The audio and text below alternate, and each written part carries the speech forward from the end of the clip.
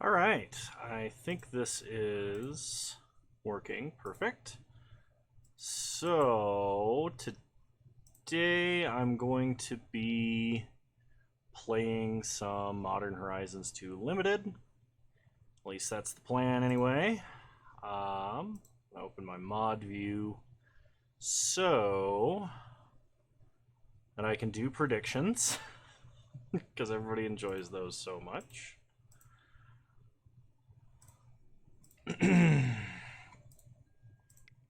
I've got enough to do 2 separate drafts right now. We're still trying to find our ragavans, because, let me see here. Yeah, ragavan's still over 100 tickets. It's about $112 per card. Hopefully we can find one. Because if Wizard's not going to ban them, I need them to play with, and I don't want to buy them. So what are we on the lookout for? We're on the lookout for, like, subtlety, because I think I still only have one. Let me look at Modern Horizons 2 cards.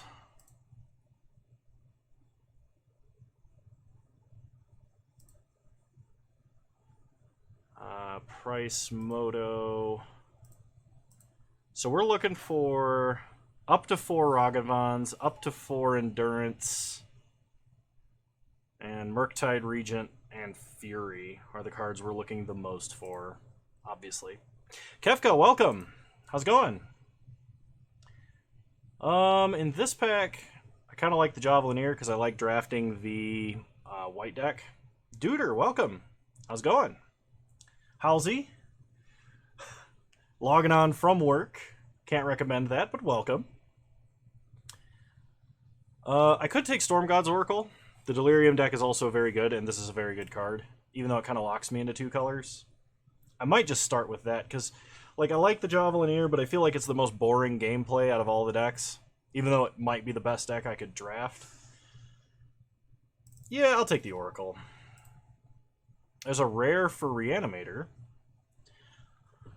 Yeah, I guess I am kind of streaming a little bit early today. Well, enjoy, Kefka. Hope the rest of your work is alright. Same to you, Halsey. Thanks for stopping in. So there's the rare for the Reanimator deck. I don't want to draft Reanimator, I'll be completely honest. Roger Dodger. I think I'm going to take Mind Collapse because it best helps enable Delirium. Gargadon and Foul Watcher are both great. But Sylvan Anthem is good if you're playing green, which we are not. I would like Hard Evidence. I would like Faithless Salvaging. I actually really like Captain Ripley Vance. I think the card is pretty fantastic. It tends to go kind of late, which was surprising to me. But I'm actually going to take this card because I really want it. We already have a Mind Collapse, which is a fantastic way to...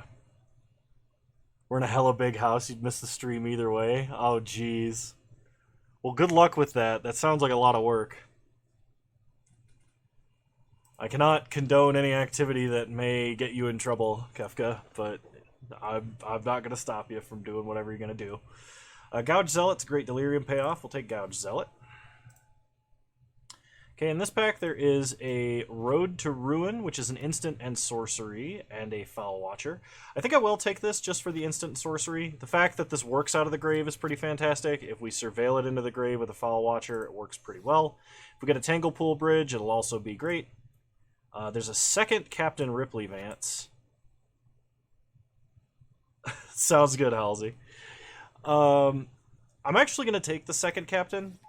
And we're going to really focus on... Oh no. What's your boss? What's your boss need to talk to me about? What did I do? Harmonic Prodigy is probably great. I don't know... unless we get Dragon's Rage Channeler, I don't know how good it's going to be. I think I would rather have Gargadon, but this is going to be aggressive, and I tend to draft this deck in an aggressive way. So we'll take the Prodigy.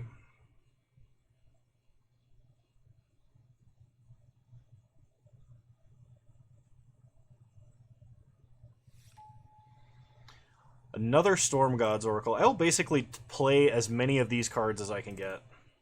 Because, like, you can kill something blocking and then kill something with the trigger. Fragilities, thank you for following. And Tarek, thank you for resubscribing. 1 month, nearly 52 weeks of Kano birthday streams. God damn, this has been a fun run of content. Well, I think that I have the same, same opinion. Thanks, Tarek. You're a wonderful human being, and I appreciate your support. Fragilities, thank you for following. I don't want Rishadan Dockhand. I don't really want Patchwork Gnomes either, although it is a discard outlet and can be aggressive.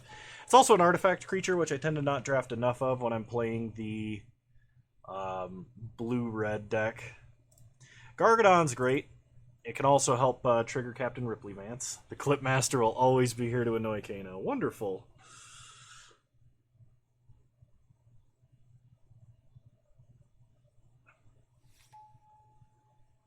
Okay, so Hard Evidence and Faithless Salvaging. I think normally I would pick Hard Evidence, but I'm going to take Faithless Salvaging because I have 2 of the Captain, and this is another free spell which we can time on a particular turn to get as many casts as possible. It also triggers Harmonic Prodigy's prowess much better. I guess I can take Blossoming Calm because it has Rebound, though I'm probably not playing that. Battle Plan I can take for fixing, Gouge Zealots, another Delirium payoff, and Glimmer Baron into the sideboard. Alright, well that was a pretty good pack 1.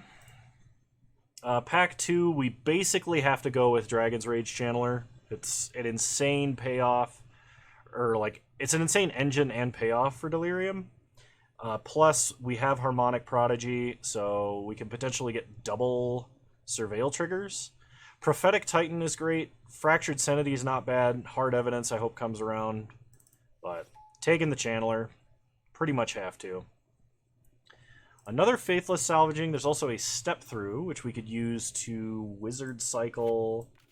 Oh, I just realized that Harmonic Prodigy triggers Storm God's Oracle twice, which is awesome. My day's been alright. It's not like been a fantastic day or anything, because I've had to deal with some insurance stuff today, but it's not like it's bad. We'll take Faithless Salvaging. There's a Scalding Tarn, which actually...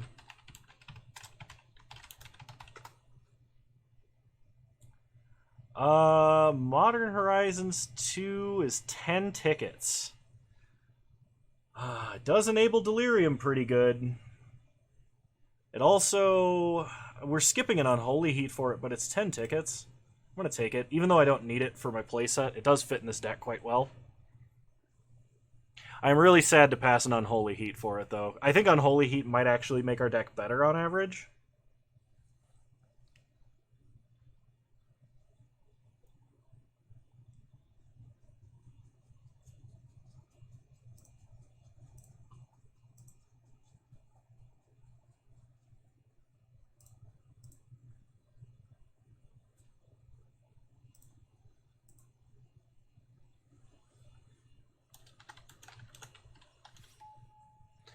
Alright, Revolutionist would not be bad. One on stream and one in YouTube vid today.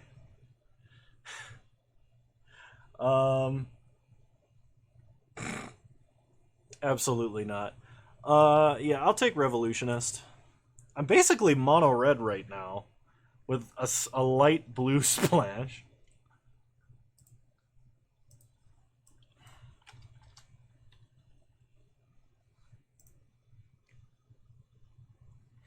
This was a lazy day. Dress Down is a cantrip and an enchantment.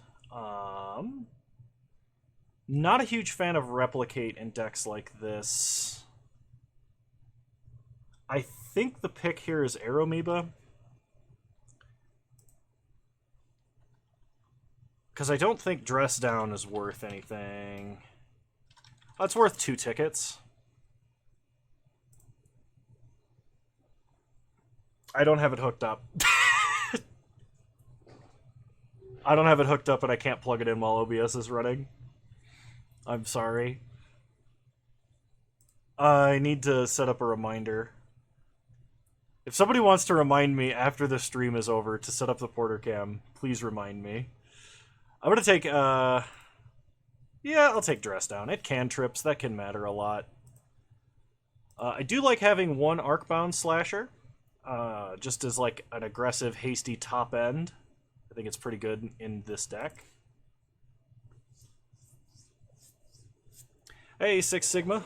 Glad to have you listening in. You're a wonderful human being, and I appreciate you showing up.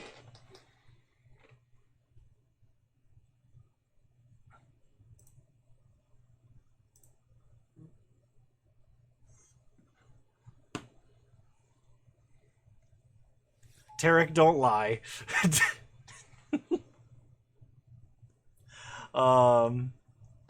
Let's see. Arcbound Whelp does fit in this deck because it is a flyer that we can fire breathe. Do we have any like enter the battlefield effects on wizards? I guess we have Revolutionist. We could Riptide Laboratory Revolutionist to buy back stuff constantly. I mean, that technically is a combo. The other option is Recalibrate. We have a decent number of instants. I'm going to take the lab. Waiting on the baking stream I promised. That's true. I need to do some baking and stream it. That'd be fun. Brea's Apprentice doesn't really fit with the theme of the deck very well, but it is an artifact creature and a rare. Strike It Rich is an early sorcery. There's a Revolutionist, which might be better. We'll take Brea's Apprentice. It's just aggressive. Same with Arcbound Tracker. Step Through is a sorcery. Sure. Flame Blitz is an enchantment that has cycling, which is going to be easier for this deck than Shattered Ego. Slag Strider, I'll put in the sideboard. I'm probably not playing it. Lose Focus, I'll put in the sideboard. Probably not playing it. Same with Shattered Ego. The Great Kano Baking Show. Bake the cake. Actually, I do have a really good cake recipe. I'll take Tracker.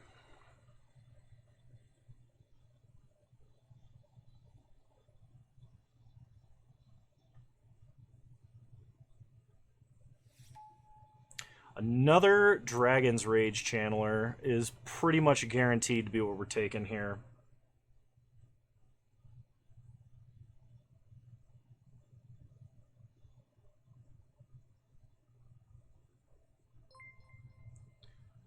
Ocean Infinity, thank you for resubscribing. 2 months. What are the tickets for the virtual slab of virtual cardboard? The Tarn? The Tarn's worth 10 tickets, but it actually fits in this deck.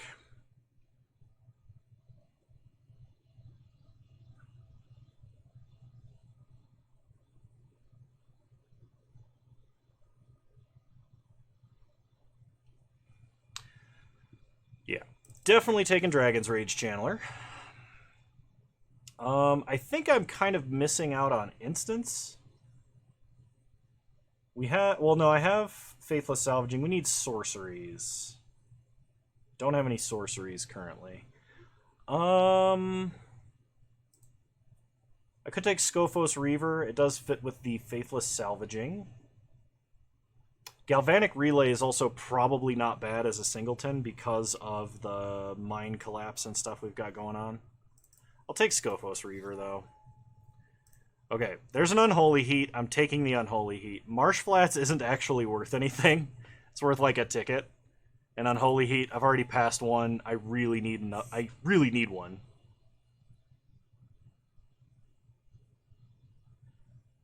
But it makes you happy to see streamers pick up format staples and limited the value. I'm looking for, honestly, I'm drafting because I'm looking for Ragavans. I've done like 30 drafts and I've not seen a single one. And that's not an exaggeration either. Actually, it's probably an underestimation. Underworld Cookbook's a pretty good artifact. I have like 1 or 2 Madness cards. This could buy back something important. I'll take it. I may not end up playing this card. We'll see. Okay. Lash Claw. I guess we take Aerialist? Going monkey hunting? Basically, yes.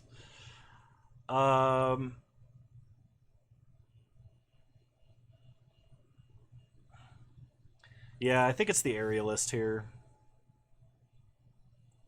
Another tracker. I like that over the Whale or the Dreadmaw. Seems like somebody else is in my colors now. What's your biggest all-time value pull? On Moto or in paper? So let's see. I think I take Recalibrate. No, I take Seal of Removal. Seal of Removal is actually way better. On Moto, I opened a foil Force of Negation from Modern Horizons 1, and I actually still have it because I haven't sold it. It was worth a ton at the time. I don't know if it's still worth more than just like the regular. In paper, I think my personal best open in paper, I opened an Expedition Temple Garden. I remember that. So it's either that or a... Whenever it attacks, draw a card. It's double blue. I don't know that I'll actually be able to cast this card if I take it. It's really good, though. I don't have any other Merfolk. Yeah, we'll take the Mythic. Why not? I don't like Sea Drake in this deck at all. Guess I put another Lose Focus in the sideboard. Not really a Sweep the Skies deck. I could see myself playing Sanctuary Raptor, because it's another artifact creature.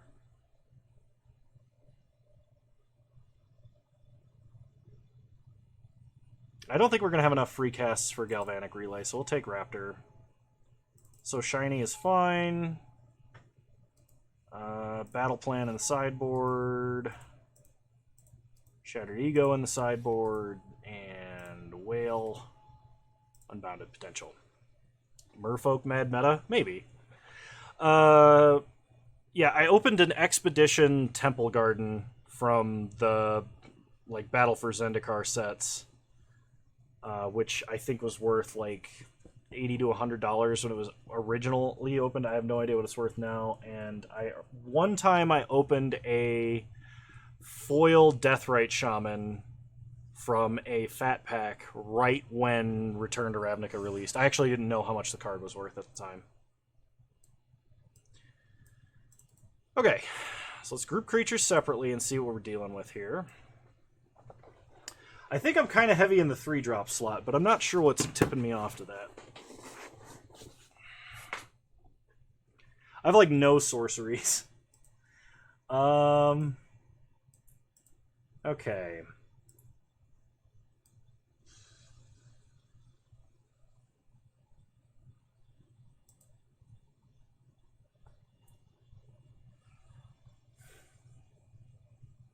I do not think I can play this double blue card at all.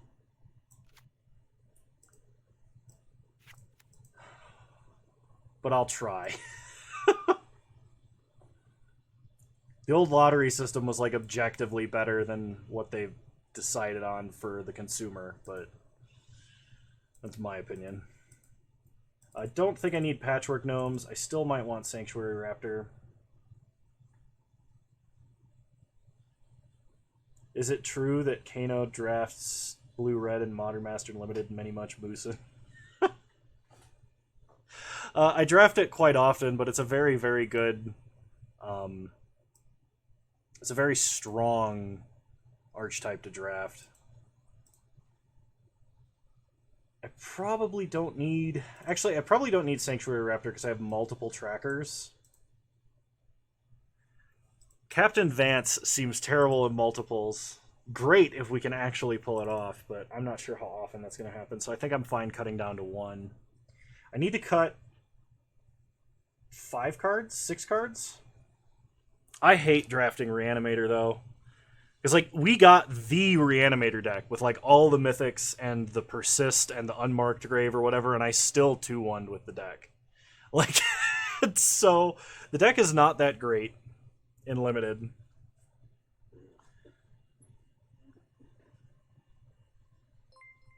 Clayton, thank you for resubscribing. 8 months. Glad to have you. Just doing some Modern Horizons 2 Limited. So we have enchantments, instants, artifacts, lands, creatures, and 2 sorceries.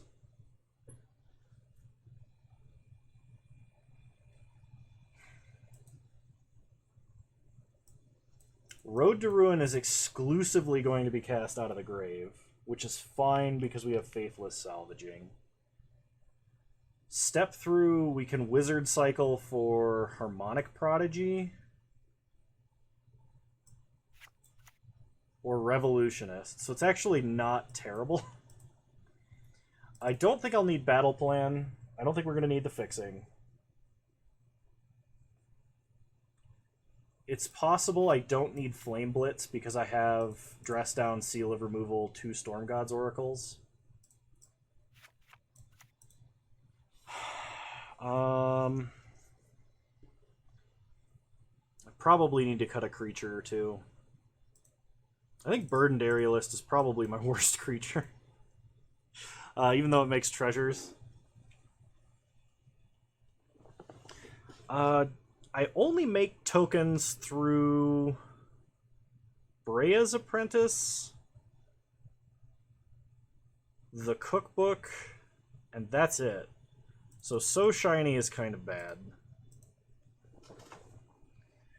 If you could meet one Planeswalker from lore in real life, who would you meet?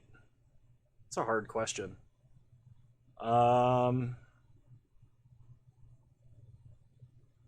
Probably Liliana. I'd like to learn Necromancy. I think that'd be sick.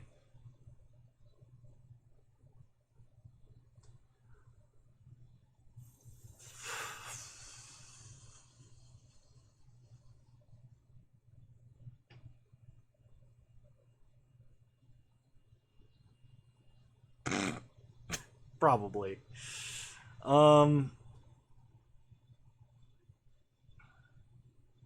I gotta cut 2 cards? Probably 2 cards, yeah. Because Revolutionist, in theory, will cost 4 if we can discard it. We have 3 good discard outlets. Professor Onyx would be the favorite version of her to meet. That's fair.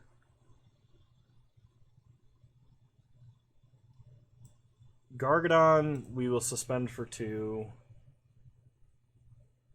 This is actually a 3-drop and only from the grave. Mind Collapse is free. Step Through is actually just a cycling spell 99% of the time.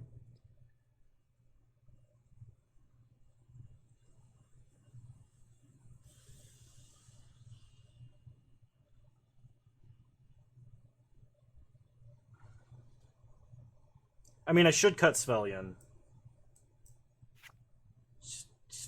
Sveilun? I don't know how to... No.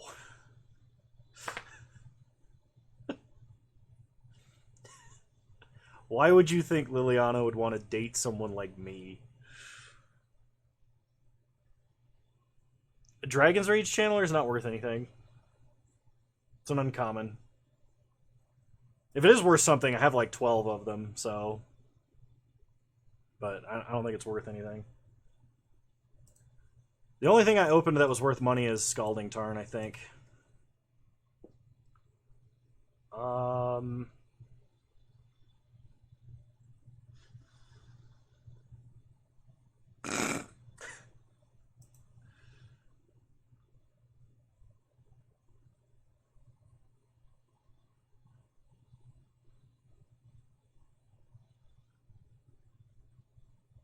The new Fatal Push. I mean, like, it's probably worth money in paper. It's just not worth money on Moto.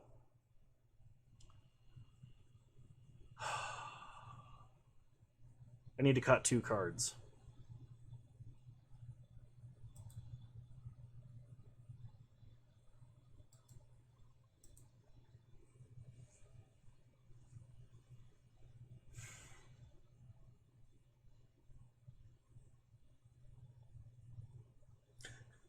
Do you know how I ban Twitch users?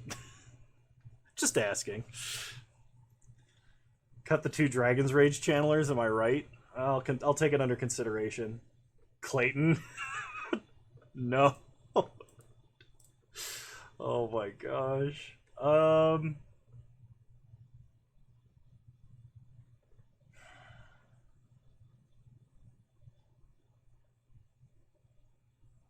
That's reasonable. I mean, dress down cantrip, so it's actually like better than normal.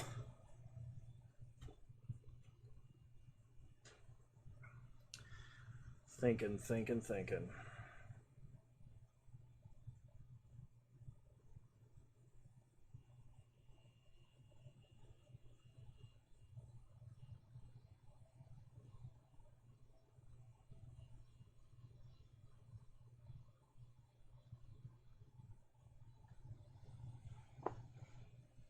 You don't need to read cards.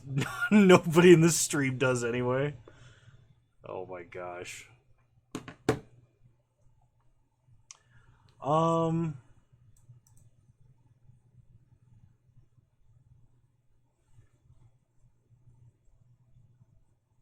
Kano's stand-up routine.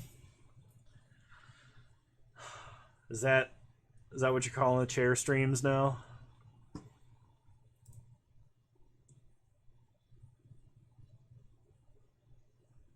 I'm gonna cut 1 tracker and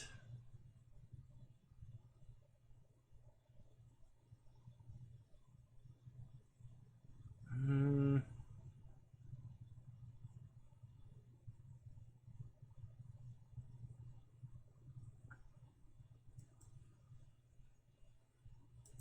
know what? I'm gonna run 41 cards.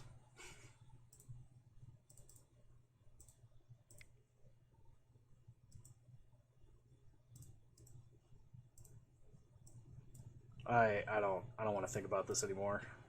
We'll run Riptide Laboratory and Scalding Tarn over 2 mountains. And the reason we're running Riptide Laboratory is for our late game Revolutionist value.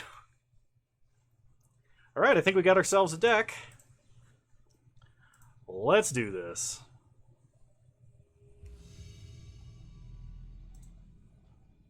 Did I freeze? I don't think I froze. No, I mean, I'm not dropping frames or anything. I would like to play first. I've got a mulligan. Alright, yeah, we got Harmonic Prodigy, we've got Scalding Tarn. Unholy Heat, Brea's Apprentice. Yeah, let's do this. We'll put back Tracker. Lead on Scalding Tarn, pass the turn.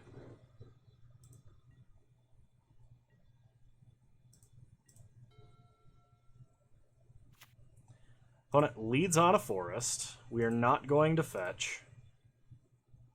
Actually, we are going to fetch an island.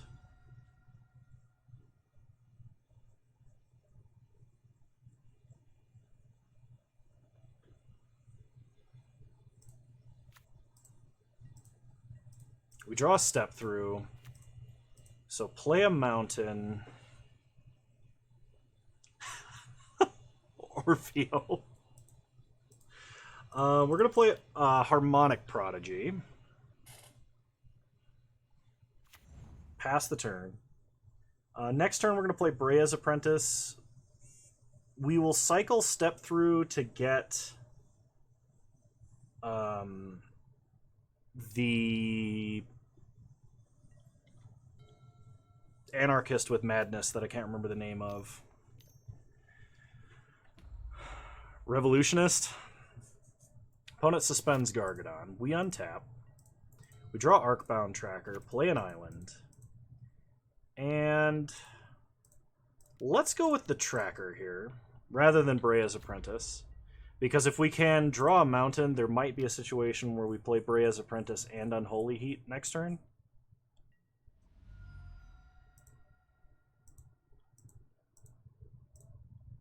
Where is that confirmed, Tarek? You know, mad anarchist, he lives here. Oh gosh. Slap a beard on Gideon and it's the spitting image of Kano.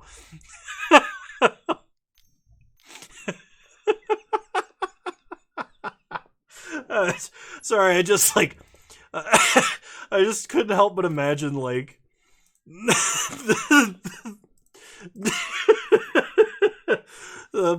like it's like Jace next to Gideon and it's just like the virgin mind mage, the Chad illiterate wizard, like doesn't read his spells.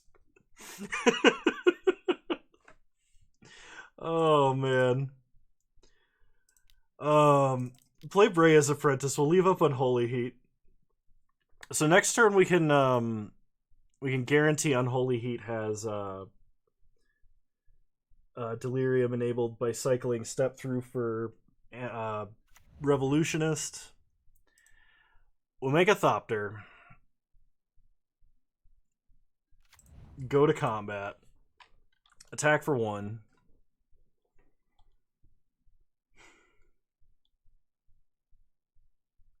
Chad magic is real. Bob, what are you doing here? You're not supposed to show up right as I say something embarrassing.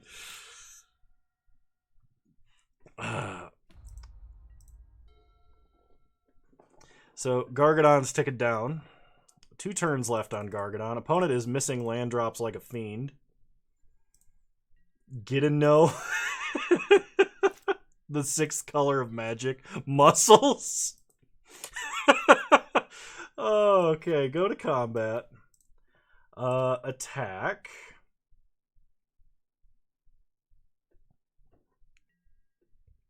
Attack with everybody.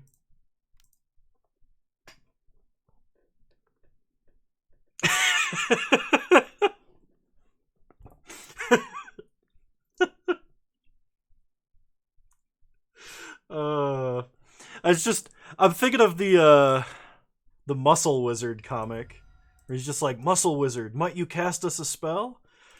Oh, young adventurer, sure, I cast Fist.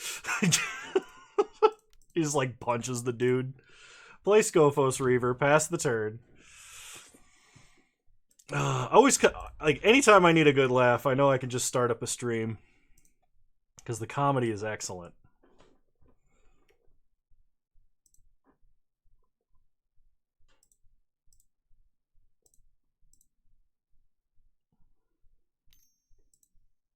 Alright, opponent is casting a spell. The old tap a mountain concede. Alright, well, that worked out awesome. Casting Fist sounds complicated. We all know Kano's finishing move, snipe the streamer. I mean, the deck worked just fine, so I'm just going to run it back. I don't think we need to adjust for a person playing. I guess they're playing the Red-Green Storm deck. They got Suspend cards, and they've got... I am going to keep this. They got Suspend cards. They've got both red and green in their deck.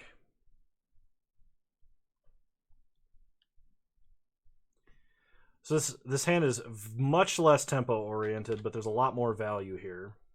Opponent mulligan to 5. So we're probably fine. We draw Scalding Tarn. Play Scalding Tarn. Fetch and get a mountain. Mixum, welcome. How's it going?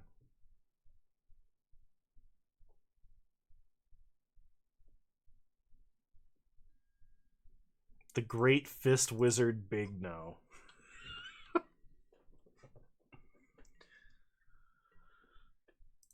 Yes, the meteorite victory. I used to say that all the time. Opponent plays Goblin Anarchist. I used to say that all the time. It's something that one of my old roommates used to say. It was like, if you win because your opponent... if you win because your opponent just leaves and they like disconnect and time out, it's the meteorite victory. A meteor must have struck their house. It's not my birthday, Tarek Duder. Mix him. Alright, opponent plays Captain Ripley Vance. Attacks us for 2.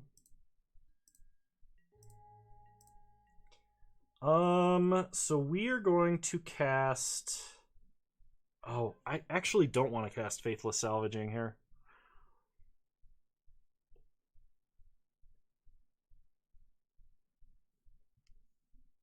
You drafted Tarn, good job. Yeah, it's 10 tickets, and it fit in the deck archetype we were playing. It's pretty good. I don't even think we opened it. I think it was past us. I don't want to cast Faithless Salvaging, but I do. Okay, we draw Harmonic Prodigy. So, play Storm God's Oracle.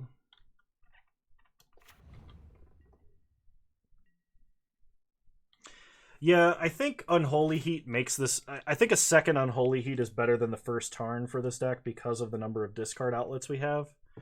Along with Mind Collapse, but, like, it is worth half the price of the draft, so I feel like it was an okay pick there. Because it's still slotted into the deck and everything.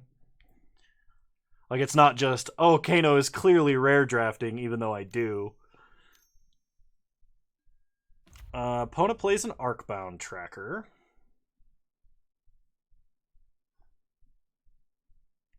And then attacks for 3. I could trade, but I'm not going to. Because if I get this Harmonic Prodigy down, that is potentially... that is potentially 2 death triggers from Storm God's Oracle. So pass the turn.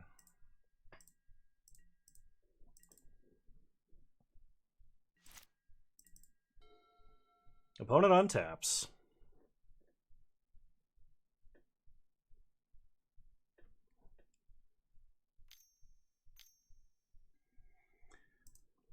The old no storm count galvanic relay. That's something.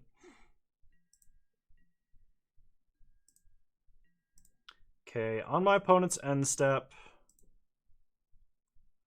I still don't think I'm Faithless Salvaging here, because we can Faithless Salvage out Scophos Reaver at instant speed, then untap Get Back Revolutionist and pick up Faithless Salvaging again, which is just awesome.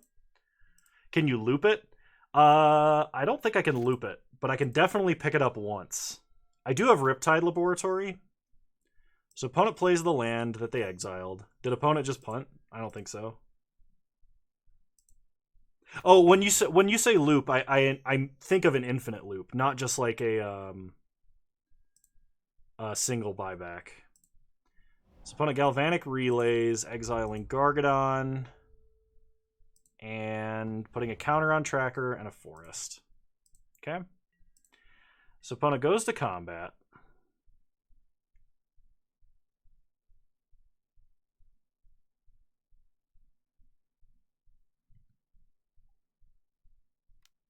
Attacks for 3. So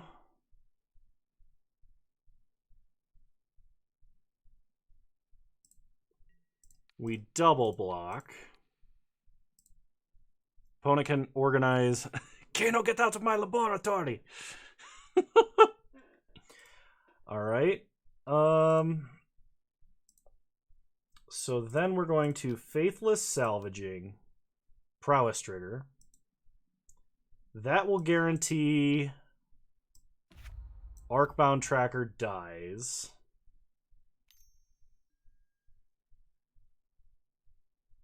Oh, now I see.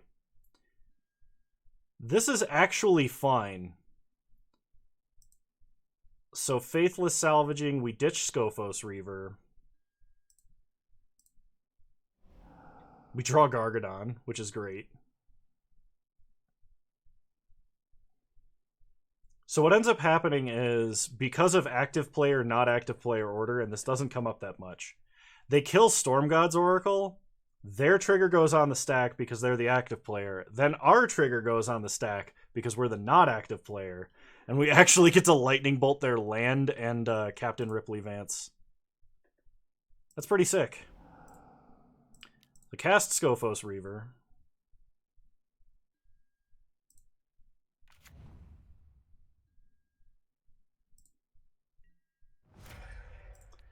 So 3 damage here. 3 damage here.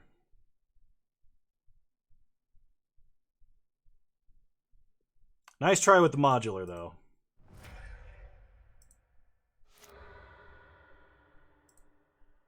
We're back at it again. Magic rules are hard. Sometimes. Sometimes people think they are trying to be clever, when in actuality, they just didn't read. Or didn't know. So, cast Faithless Salvaging, get a prowess trigger. Are you resolving, son?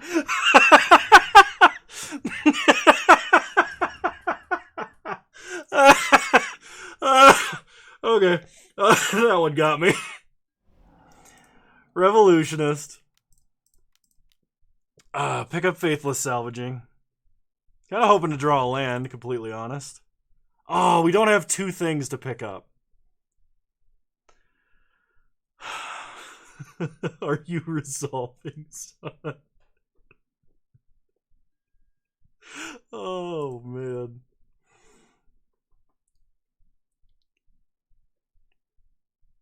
That's good. That's real good. I'm gonna need more water at this rate.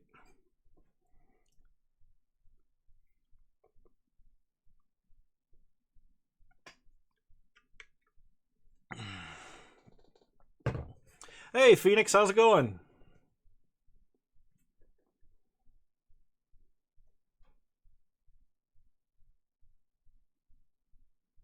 The second Revolutionist trigger doesn't go off, but opponent's not passing priority. Are they, like, chatting me or something? Nope. Okay. Then we draw for turn. Dragon's Rage Channeler. Go to combat. Swing out.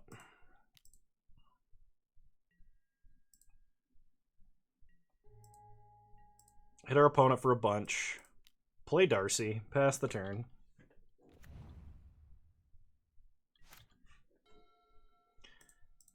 So opponent plays a land. They cannot cast Gargadon because they can't suspend it, I don't think, from exile.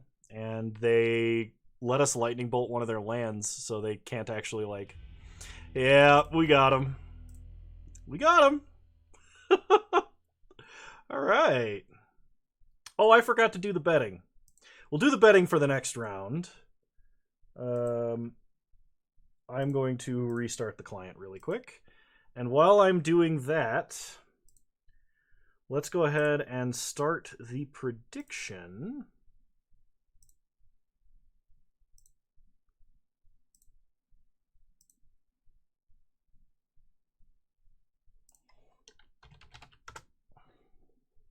All right, the prediction has started.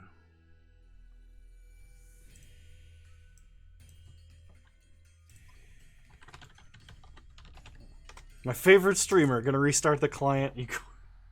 So, I actually recorded a Need for Greed episode today, very early in the morning, and it became a I did a wish board instead of an actual sideboard, so I didn't have to sideboard at all, and I had to restart the client when I would normally be sideboarding. I was using my sideboarding time to restart because I was playing Battle of Wits.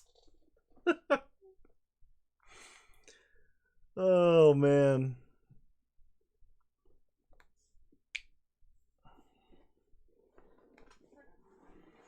If Kano loses, doubters are going to profit so much. Well, yeah, because somebody put 8.5K when nobody else put anything on doubt. It's 8.5K to 300 points.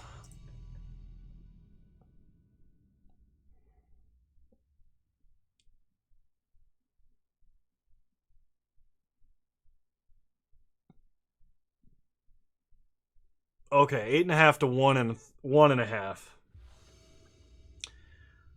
All right, we are on the draw.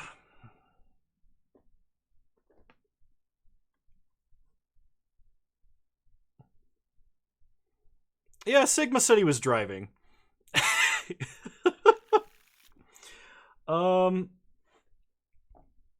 This hand is actually almost good.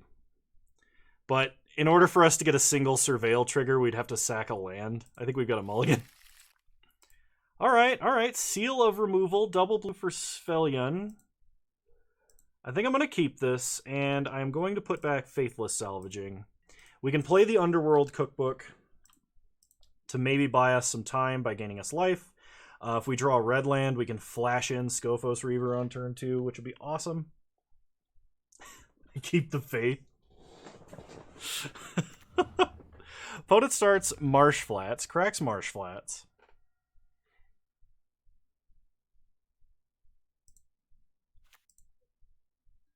Gets a swamp and passes. We draw Dress Down. All right. So we don't draw a red land next turn. We can cantrip, basically. Thoughts and prayers, no. All right. Opponent is playing blue-black Ornithopter of Paradise. We untap. Make this win your birthday wish. Oh, gosh. Play an island. Pass the turn. On our opponent's upkeep, I'm actually going to flash this in, because it means they can't tap Ornithopter for a color this turn. And it also draws us a card, so hopefully we can draw a mountain. Opponent plays an island. Then they pass. I'm going to ditch Arcbound Tracker, so we get Artifact, Creature, and Enchantment in the grave. We draw an island, play an island. Play Svellion, or however you pronounce that. Pass the turn. Hope they don't have removal that can hit that.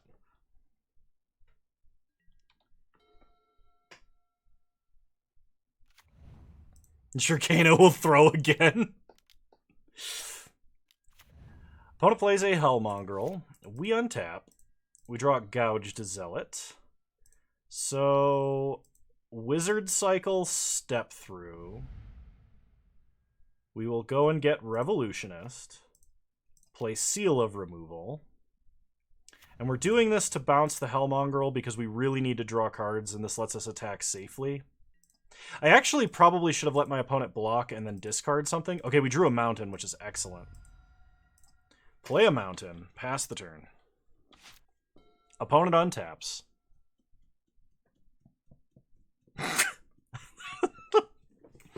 Oh man, I haven't power lifted for like a month and a half now. I've actually just been like outside running. When of course the weather, or when the what's it called, atmosphere isn't solid smoke. I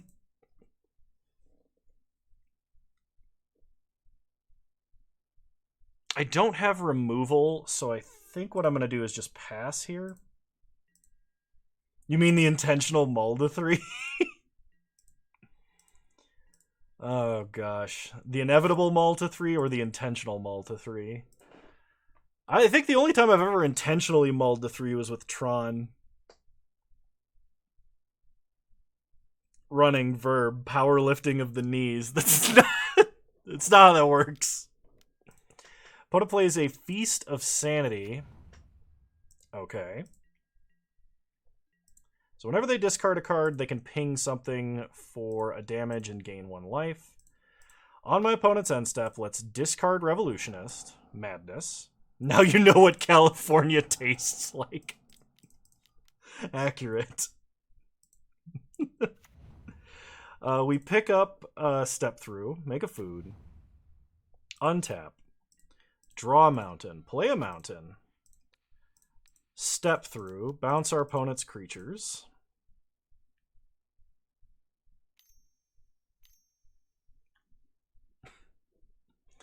Opponent discards Aeromoeba to ping Svellion. Are they discarding 4 cards here? Okay, Tragic Fall. That is way more reasonable. Bounce their hand, or bounce their other cards to hand. Attack with Revolutionist. I did mull to 2 to find 2 different Tron pieces once. I have mulled to 1, specifically looking for Leyline of the Void and the Dredge versus Dredge matchup. I don't think it was the correct choice, but I did do it. Opponent plays Hellmongrel.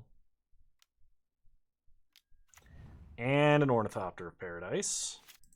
We untap. We draw Captain Ripley Vance. I could always buy back Svelian. Let's play the Captain. Pass the turn. No attacks. Where's the Battle of Wits list? It's probably on my Stream Decker. Oh, I actually commented it. It's in the deck suggestions channel. I was asking for some help with it the other day. It may not be the exact list, but it's close. Opponent is going to reanimate Aeromoeba. Is there anything I can do about that? Not really, actually.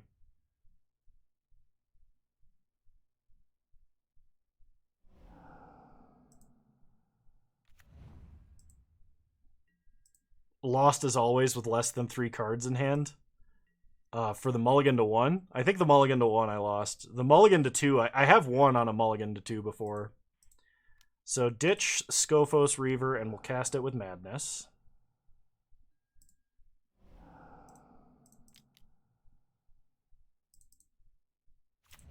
Mega Food. We untap. Draw Brea's Apprentice. Oh gosh.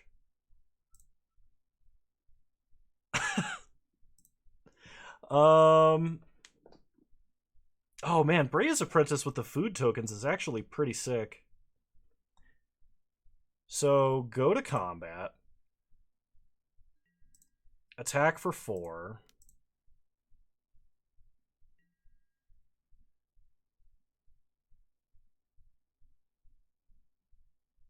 Opponent blocks. Trades. I did not anticipate them doing that. Play Brea's Apprentice. Megathopter. Pass the turn.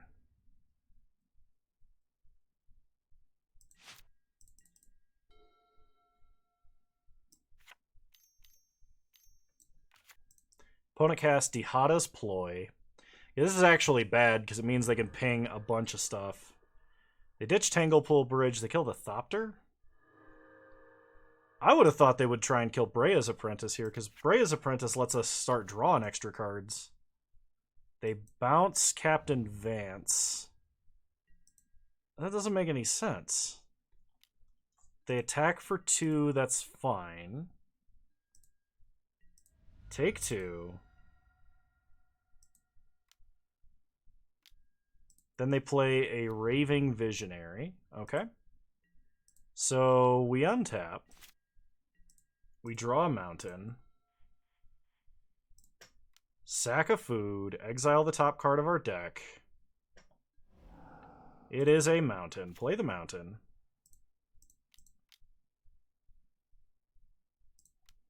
Play Captain Vance.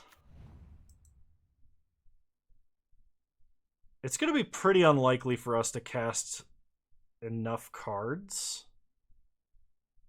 Right? Go to combat. What do you think the OP is the US Mint? Why would they make sense? Nice pun. Attack for 3.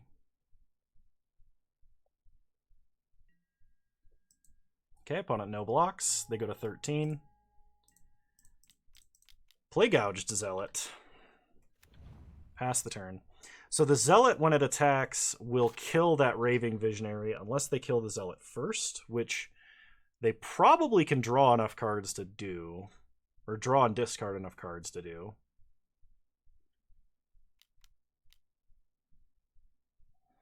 Okay. They jumpstart Dihada's Ploy, discarding Dihada's Ploy.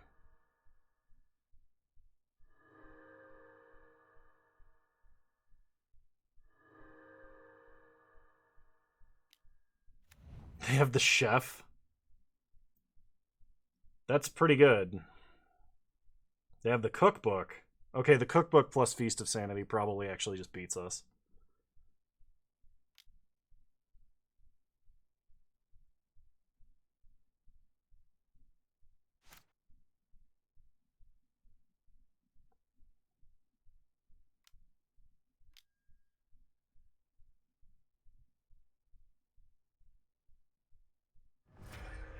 All right.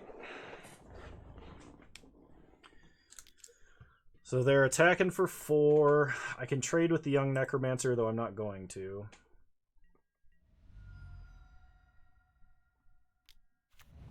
They play the cookbook. We untap, we draw Faithless Salvaging. So, play a mountain. Sack an artifact. Let's see what we exile. Riptide Lab. Okay. Cast Faithless Salvaging. We draw Storm God's Oracle. Play Storm God's Oracle.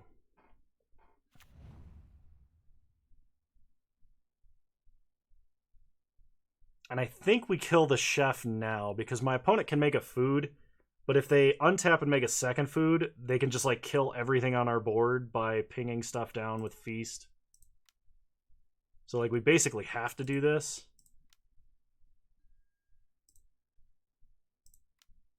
Sack Storm God's Oracle. When it dies, deals 3 damage.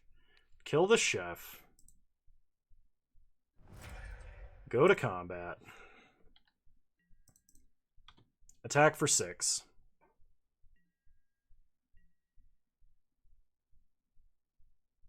Opponent no blocks, they take 6.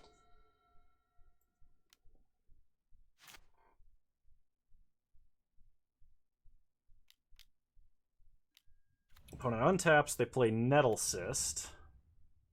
Yeah, that's pretty good.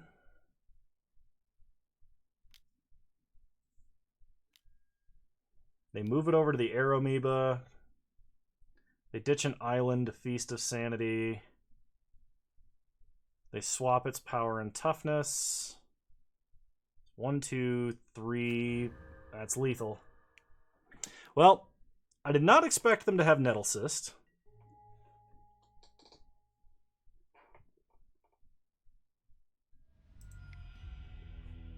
Okay. We do not have Grave Hate. I could bring in counter spells. That might be better than Dress Down, actually. We've not had any trouble getting enchantments into the grave.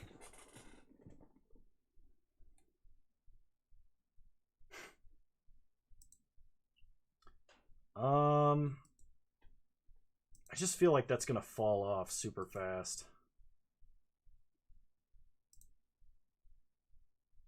Yeah, we're just going to run it back. I have no idea.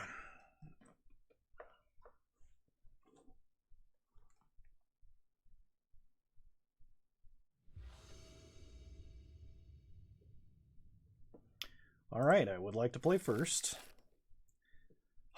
Not keepable. Not keepable, come on.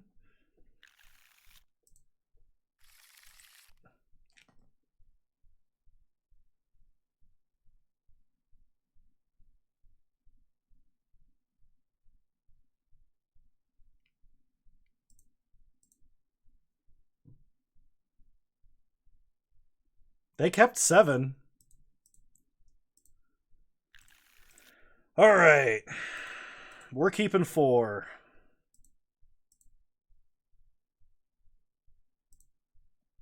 Let's do this. Lead on mountain, pass the turn.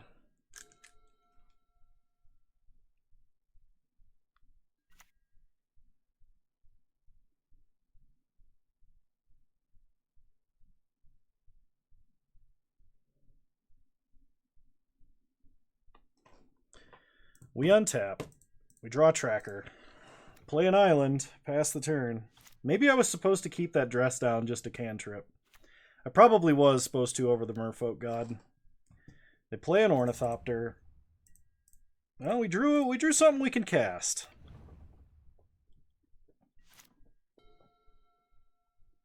Now we need mono black Nettle Cyst artifacts plus Inquisition of Kozilek? I don't think we do. Opponent plays an Air Amoeba. We untap. We draw Scophos Reaver. Pass the turn.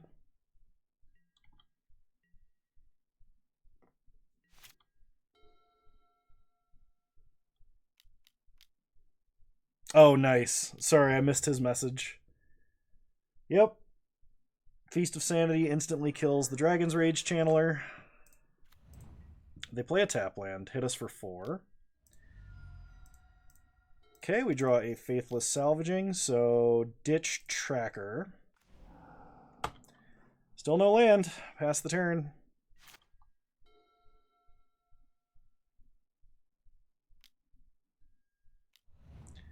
Oh my god. Yeah, we're just super dead. Opponent hits us for 2. We untap. Faithless Salvaging. Cast Ditching Skophos Reaver. Madness. We draw for turn.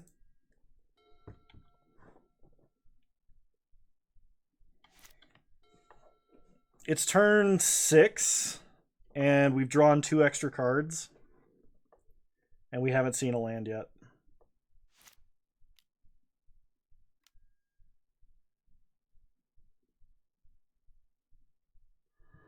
Opponent pings us for damage. They even have an unsummon for a creature. Oh my god, seriously? Alright, yep, they got us.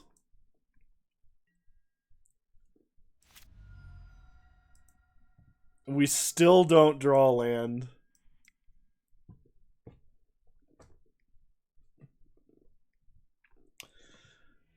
So that's 8 draws to find land number 3, and we didn't. I always have a game like that prevents me from trophying, because I do not think my opponent's deck was unbeatable by any means for us. I think our deck actually beats our opponent's deck the majority of the time if we get an aggressive start. We just didn't. So, Doubters win. As I get this restarted.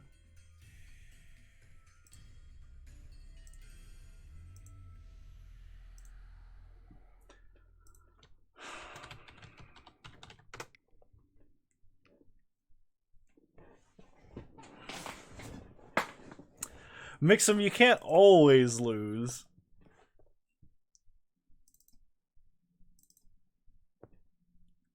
Oh, am I dropping frames now?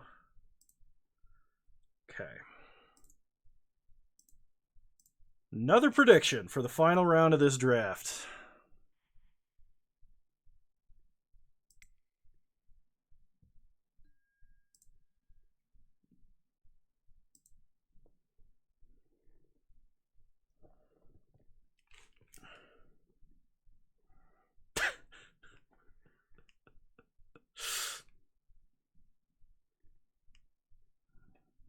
So, all right, round 3. Here we go. Stone Cold lost it all. Sorry. I'm sorry, Clayton. Well, that kind of variance, though. It's not my fault. That's a mulligan. I can keep this. Okay.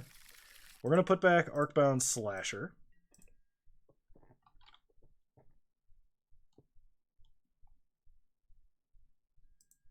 Lead on a mountain, pass the turn. Opponent plays a mountain, we draw. Unholy Heat, that's an excellent draw here. Play a mountain, suspend Gargadon, pass the turn. Tron might actually be good now, in what way?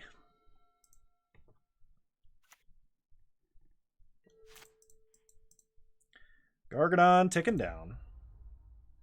We draw an island, excellent. Play an island, play Arcbound Tracker.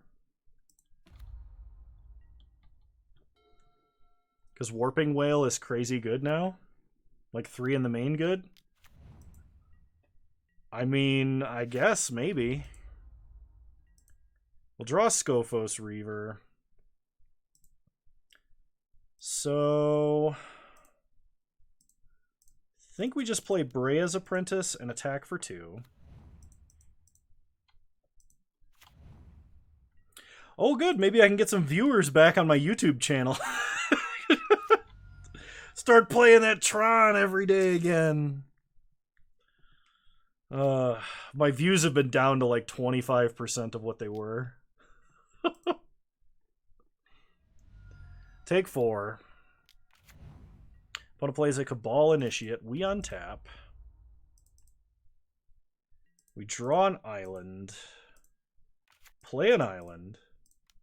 Cast Faithless Salvaging. Ditch Scophos Reaver. Madness Scophos Reaver. Game's over.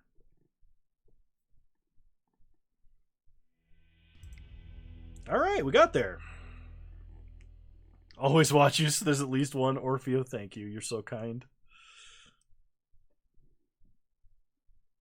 It might not be lack of Tron, but lack of Modern. It's not even though. Like I know I did a lot of limited videos, and I know limited videos tend to get a lot less, especially for me because I'm not like particularly good at them or anything. It's specifically the Tron videos because even my like good modern content that I've put out, the little of it that I have recently doesn't pull in views like Tron does.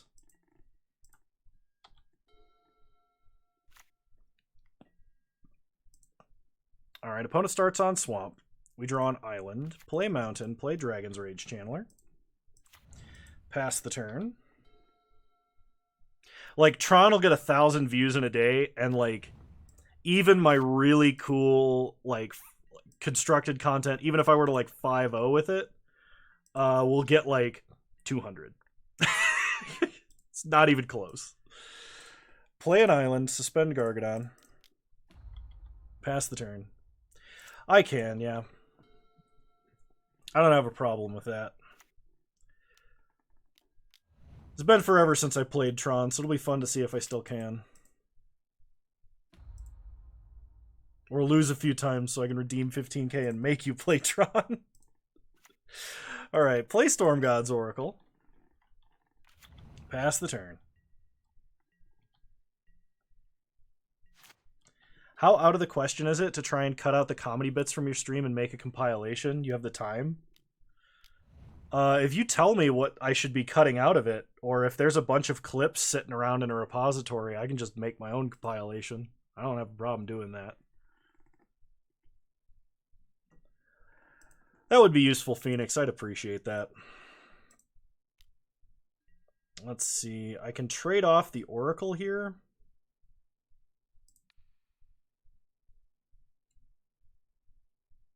That might be worth it. That is actually worth it. So kill the Scophos Reaver. Gargadon ticking down. We draw a Seal of Removal. Play the Seal. Pass the turn. Did somebody say Eclipse?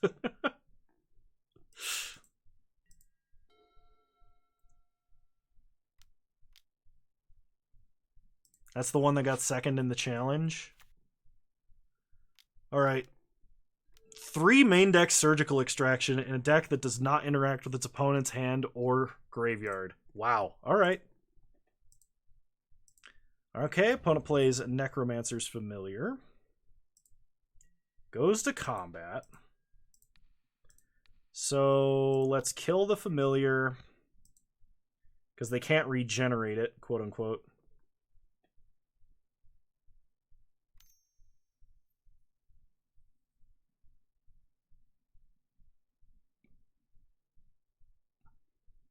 Opponent just scoops? Opponent just scoops. Alright, believers. That one was for you.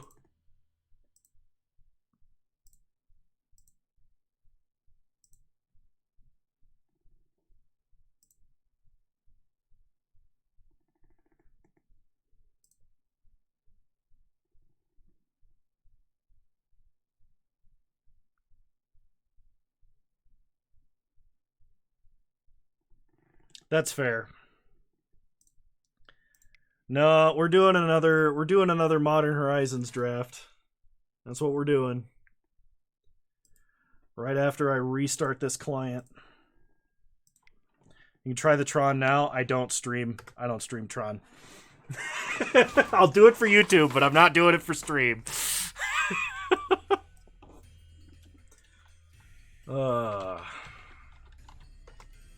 Chat draft, eyebrows raised. No, I'm actually trying to win the Horizons 2 drafts.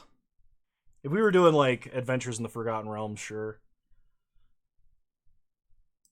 Mono black coffers Tron? What? That's not a deck. I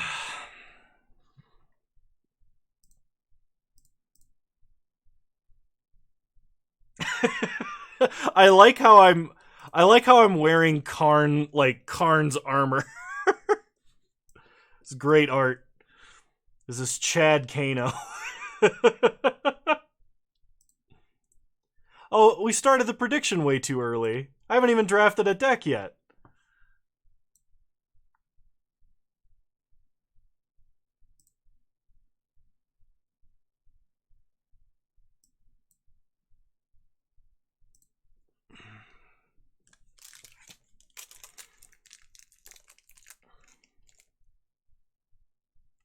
The mix of Gideon and Karn armor. Yeah, I got that out of it. That's pretty cool. I hope nobody minds, but I'm gonna eat some Sweet Tarts ropes because I really enjoy them.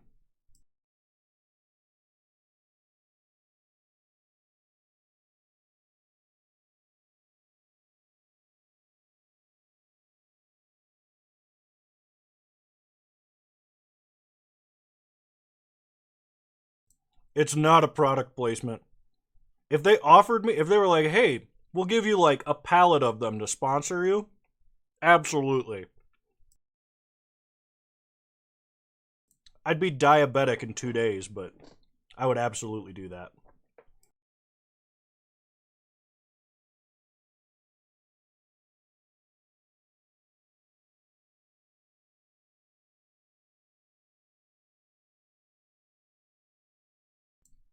Bets are only like option 1 or 2. There's no like you can't split it up any more than that, or I would say yes, we could bet on the color pie.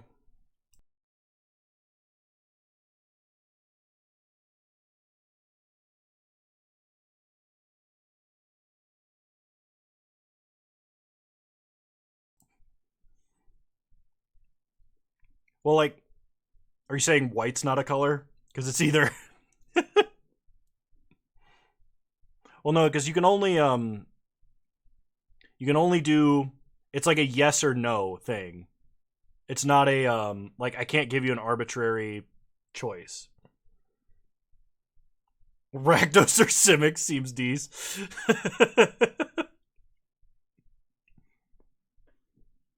White's technically not a color, it's a tint.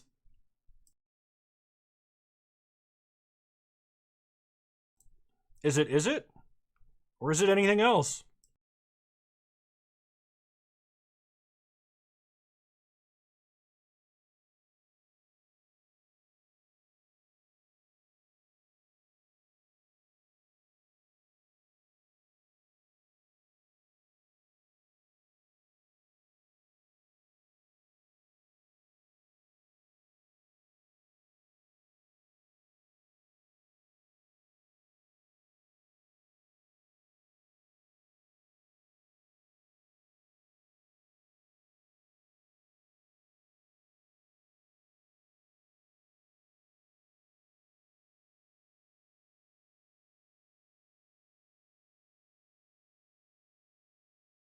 I mean, 5 color technically is an archetype in this format.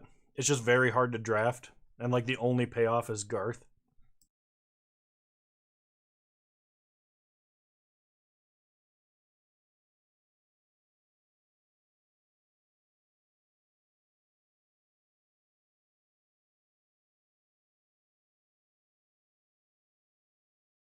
Draco's not really that great of a payoff.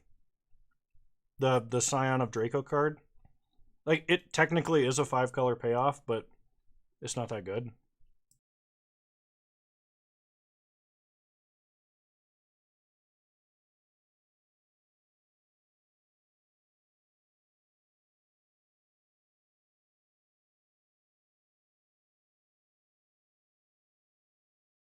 Though, yeah, I did technically forget that that was a card.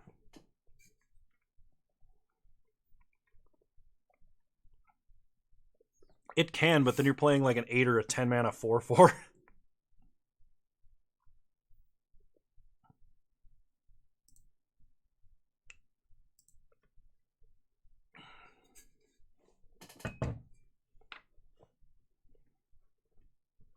They won't do that, Tarek, unfortunately.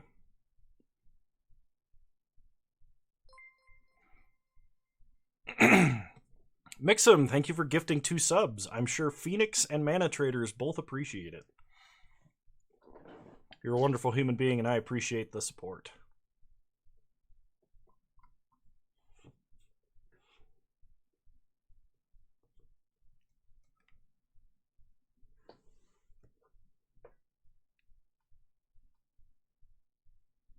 Oh, I don't know. They show up and watch occasionally.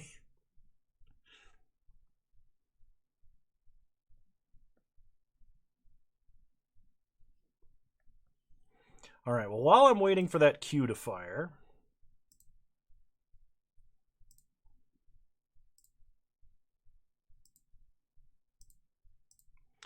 we can go and import that Tron list.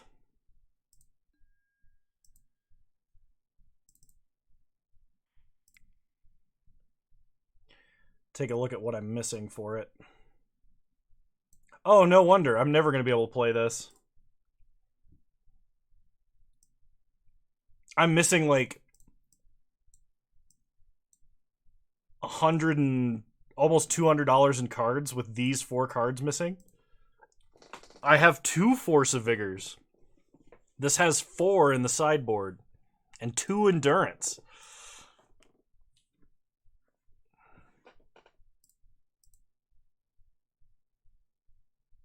Run Wilts.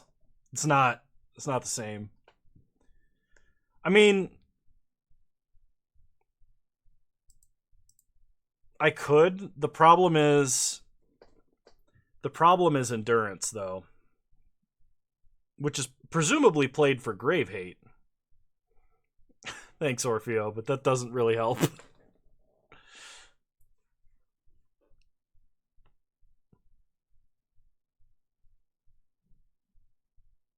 If I find a way to get the Endurances and or decide to buy them and don't want to buy the Forces, I will let you know, Six Sigma, but that's very generous, thank you.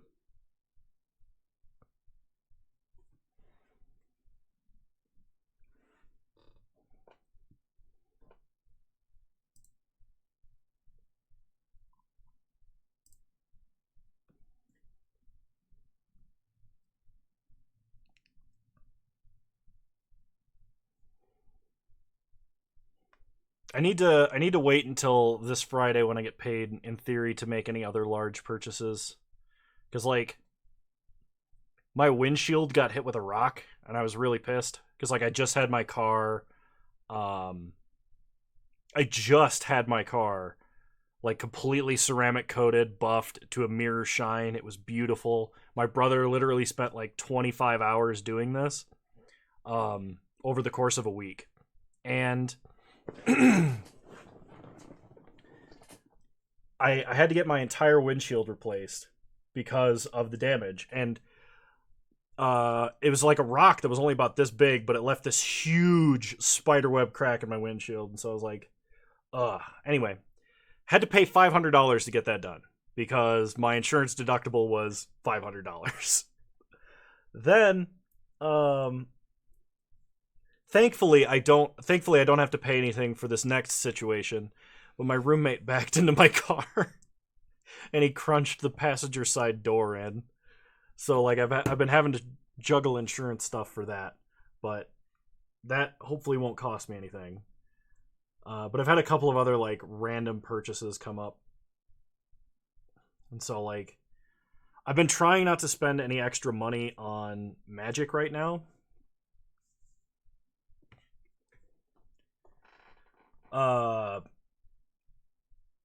On top of what I normally do until I figure out how much money I have after my next paycheck.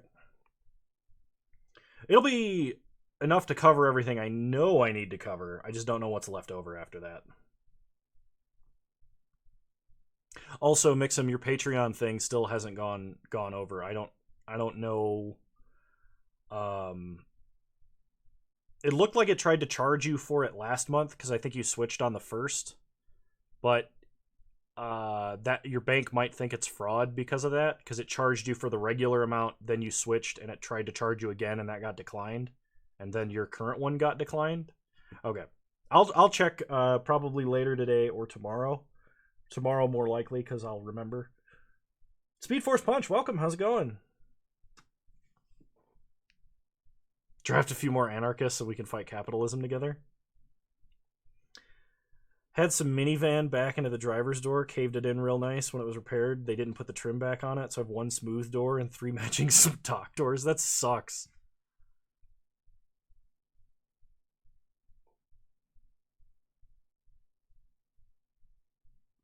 It's going all right. I've been unlucky, but lucky at the same time. Had a bunch of car stuff. Windshield needed to be replaced. Had to pay for that.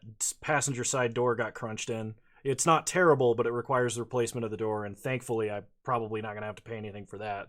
So both lucky and unlucky. Other than that, it's been kind of an average day. Recorded a Battle of Wits League earlier. That'll be going up tomorrow.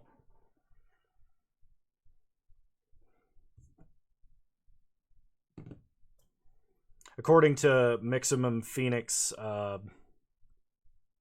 and a couple of other people that I just don't remember mentioned it in the chat, apparently Tron's good now. So maybe I'll start doing some Tron tryharding again.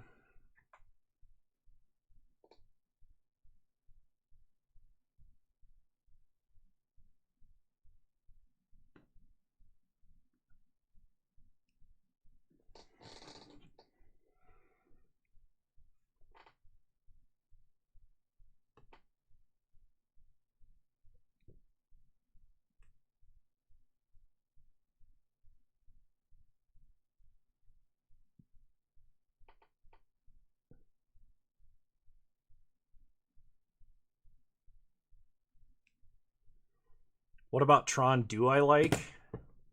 That I can play it easily and people enjoy watching it. I don't like playing the deck. I'm just good at it.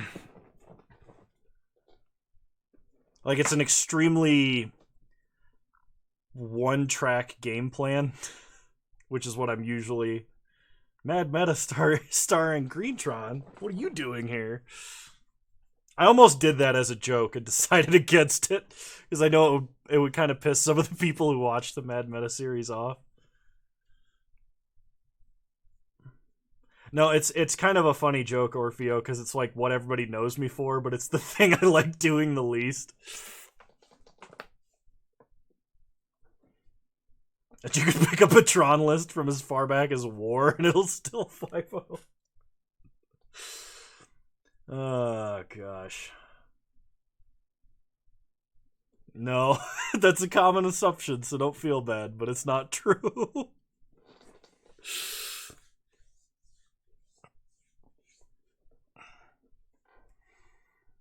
um, it's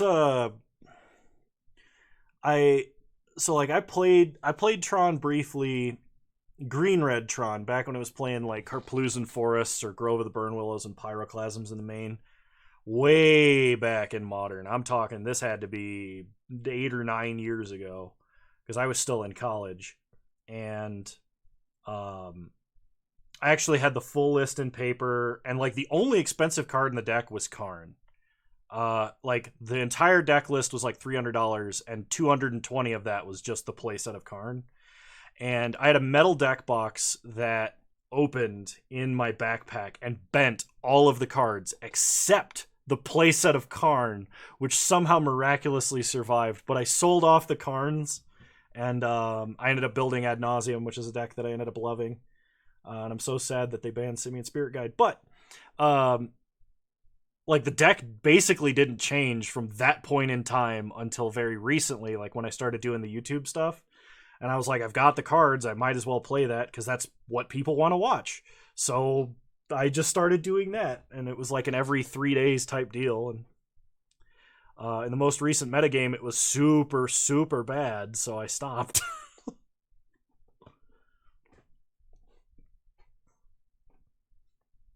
Do I like Bluetron? I like Bluetron, I think, a little bit more than Greentron. I just don't think Bluetron is good. Just because, like, the focus of Modern has changed. So, like, Modern for a long period of time was like, you play a 1-drop on turn 1, you play a 2-drop or hold up 2-mana interaction on 2, you play a 3-drop on 3, and a 4-drop on 4. And that's basically, like, how every deck functioned, with the exception of, like, Burn. And Bluetron was awesome because you always had a really powerful answer every single turn, or you played an incredibly powerful threat. And it was actually a tempo deck. Because, like, you'd hold up 2-mana interaction, you'd hold up 3-mana interaction, then you play an 8-drop. Like, it's pretty good that way. But, like, when your opponents started switching to casting 4 or 5 1-drops every turn, like, you know, 1-drop on turn 1, 2 1-drops on turn 2, 3 1-drops, and a 0-drop on turn 3, like, Bluetron's not that great. Especially when most of those cards will dodge, like, your Chalice of the Void. And, like, you can't main deck Chalices of 4 of because you have to play 1-drops even in Bluetron, and yeah.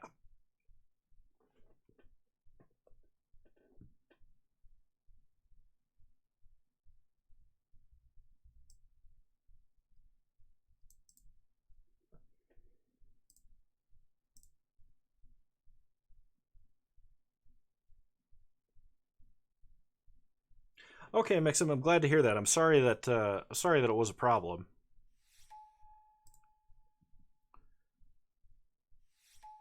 If I had to label my playstyle, it would be pick something powerful and play it. I mean, I love to play off meta stuff. I love to play decks where my knowledge of the game matters and I can use it to punish my opponent. Which is one reason why I really like formats like Modern Horizons 2, and I like Cube a lot. So we will be taking Sword of Hearth and Home, hands down. This goes in any deck we would play, period. There's some other really good stuff in this pack, but I'm going to wait until next pack to, of course, try and start picking stuff up. We're probably taking Barbed Spike. Sword of Hearth and Home is better in the artifacty decks than it is in others.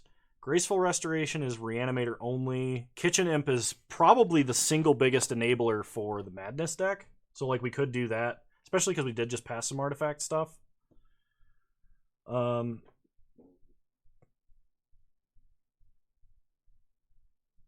glad that Tron brought Mixum to here. I'm glad that that's what brought you around, man.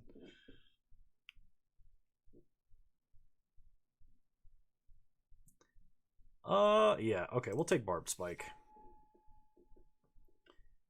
Okay, so in this pack there is... My gut instinct is to take Tracker here.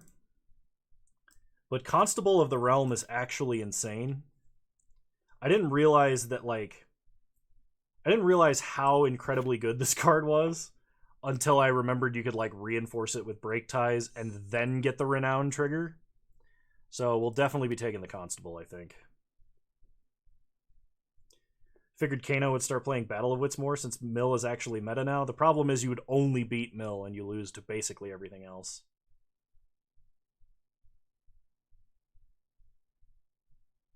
You think Clayton says, I think the first interaction with Kano was commenting on a Green Tron video. You're the only reason I tolerate like Tron gameplay. To this day, I only watch Kano's Tron content. Well, I'm very flattered, Clayton. What happens if it flickers? The stuff gets returned to the battlefield.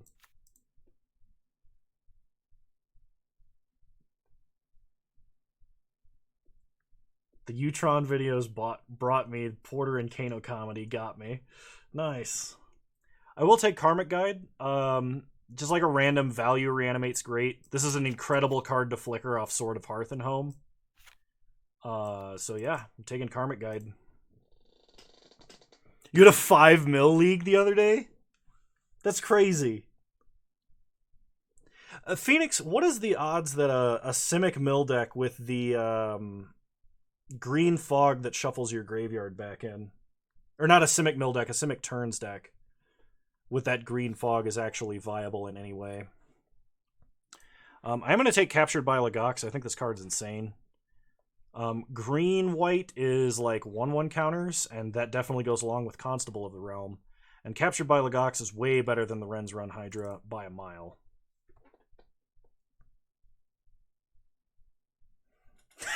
I didn't try to draft white. I was like, I got a sword, and then I got really good white cards.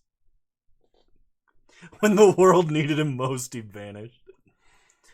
I could try playing some Tron. I can't guarantee it'll be good, but I'll try. 1/1 counter stuff. I either should take the cookbook here. Is there anything good to flicker? I mean, the Dray Keeper, but it's either the cookbook or the Flourishing Strike, and I'm going to take the cookbook. Yeah, we'll try taking the cookbook. It doesn't really fit in this deck very well, but there's the possibility that it could be good. Let's see, enchanted creature gets 1/1 and has flying. Return it from its owner's to its owner's hand. Activate only if it's in your graveyard. Okay, I'm going to take Soul of Migration. It synergizes with Karmic Guide. It synergizes with Sword of Hearth and Home. Card's really good in this deck. The stigma of Tron certainly dissipates somewhat with me. Really? You think me playing the deck destigmatized the deck?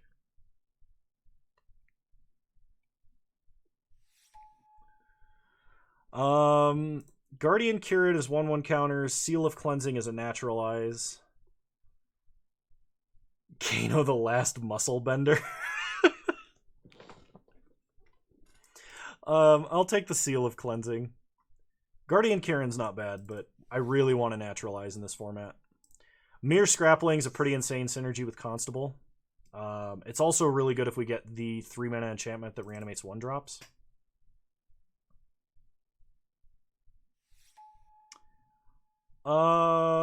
I guess I'll take Fodder Tosser, but I'm probably not playing it, so I'll stick that in the sideboard.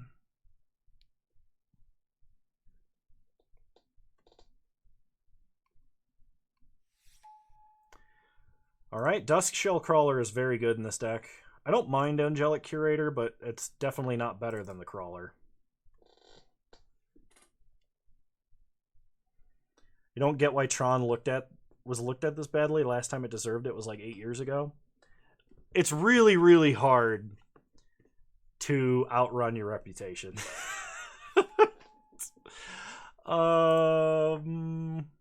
Guess I'll put a Foul Watcher in the sideboard. I'm not playing any of those cards. So, like,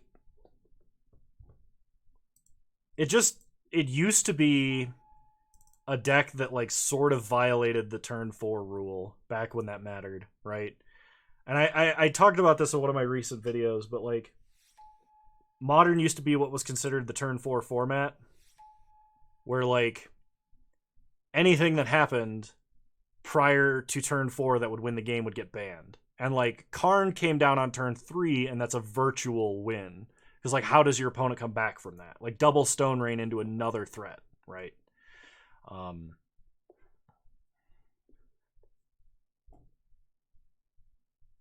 Shardless Agent would actually not be bad, but I just don't think I'm splashing for it. I think the best card for us in this pack is actually this Mouser. I would like a Dusk Shellcrawler. Sithis, even though it's on color for us, is not likely to actually matter that much, because almost all of the Enchantress stuff is at rare, and it's difficult to draft any sort of Enchantress deck in Limited.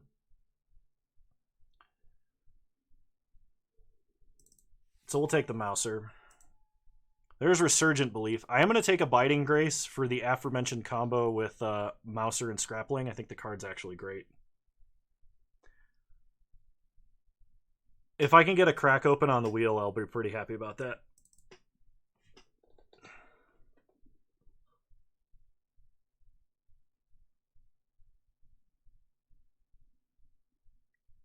That sucks, Clayton.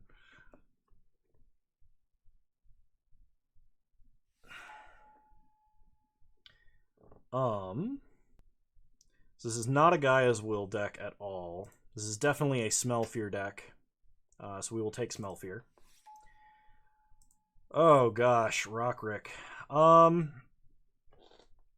Rockrick is insane.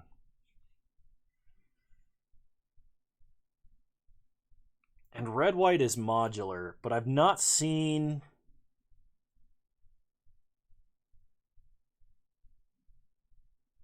I'm passing up a Tireless Provisioner if I take Rockrick. Rockrick is not great being flickered, but that's marginal.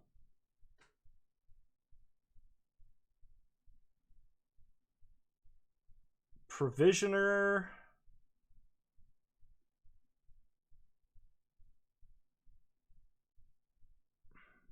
It's better in the Storm deck, but it's still good. We do need creatures.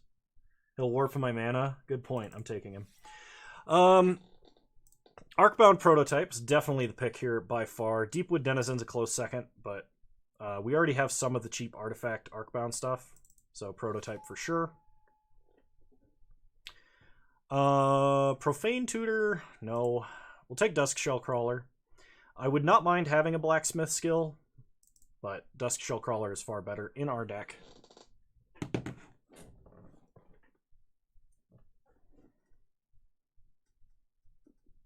Sixumga.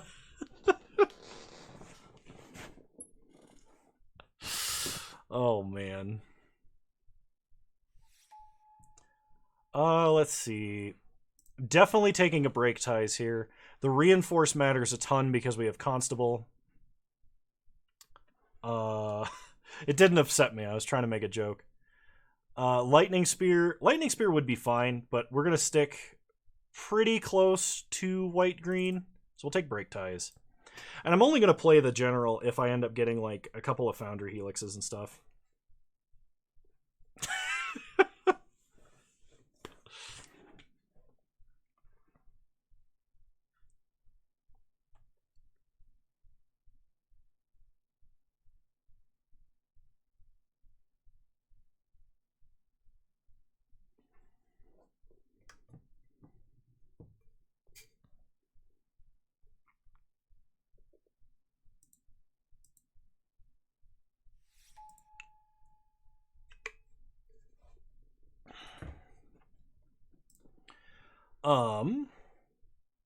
We might have actually been able to have an Enchantress deck with the Sterling Grove. I'm going to take Bannerhide Krushock. This is one of the most versatile cards in this deck. Sterling Grove just has no utility other than a Rockrick trigger. Another Duskshell Crawler would be fine. It's always fine to have like a Funnel Web Recluse or two.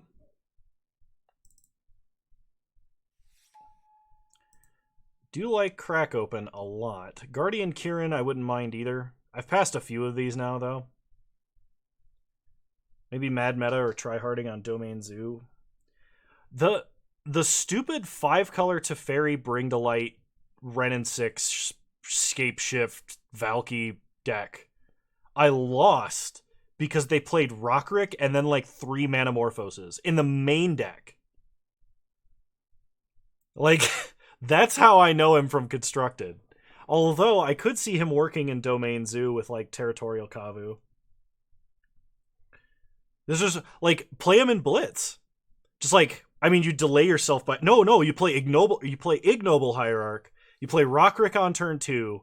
Then you play, Burning Tree Chain into Whacker. And then you have, like, 1,000,000 tokens. You kill your opponent. That could totally be a deck. Definitely sounds a little bit like Christmas, but you never know, right? Put Gaia's Will in the sideboard. I will take probably Abundant Harvest because it can just help smooth out. Actually, let's take Orchard Strider. We do have a Karmic Guide. Mishra's Factory is fine in the sideboard if our mana is not too bad. Blacksmith Skill, happy to pick one up. And Deepwood Denizen fits in our deck. Christmas is Gruul colors. With enough free spells, Christmas comes early. Chitter Spitter. Chitter Spitter is definitely the pick here. This card can win you the game by itself. It's dumb.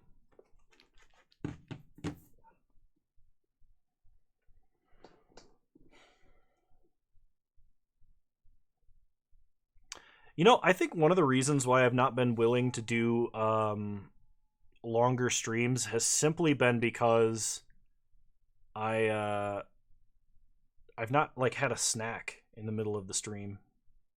I don't know what that is, Clayton. So I'm hesitant to say yes. I'd love to take Lannis, but we'll never have the fixing for him. And speaking of fixing, I can take Slagwitch Bridge to splash Rockrick. On the other hand, I can take Nevinyrral's Disc, which is a Wrath, and that could be good. What was that?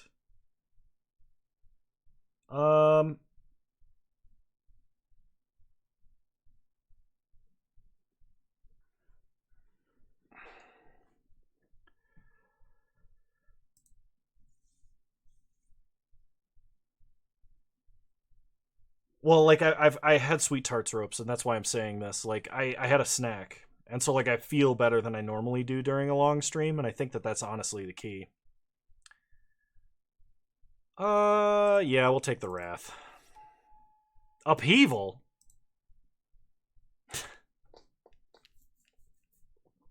Is an awesome quiz maker that has funky music. I've never heard of that. I'm kind of surprised. So see, Squirrel Sanctuary, we can make a bunch of squirrels. I mean, that seems good with Chitter Spitter.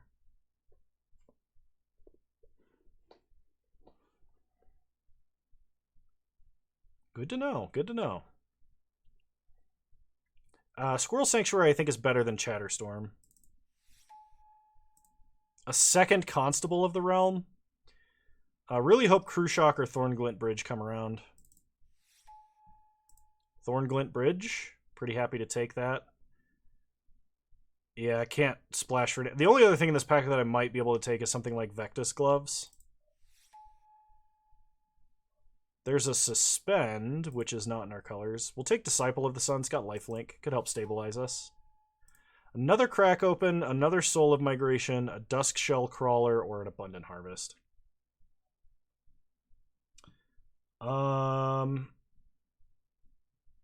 I have 15 creatures. I think I'm going to take Crack Open. I may not main deck both, but it is an effect I would like to have more of. I know I also have Seal of Cleansing and Break Ties, but there are some decks that you need to be able to answer artifacts, like Chitter Spitter, which we currently have.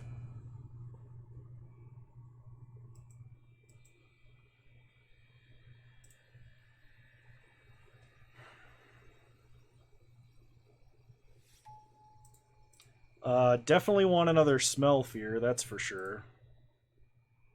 Thornglint Bridge, I'm a little sad to pass. At this point, we are not playing Rockrick. We have one card that triggers him.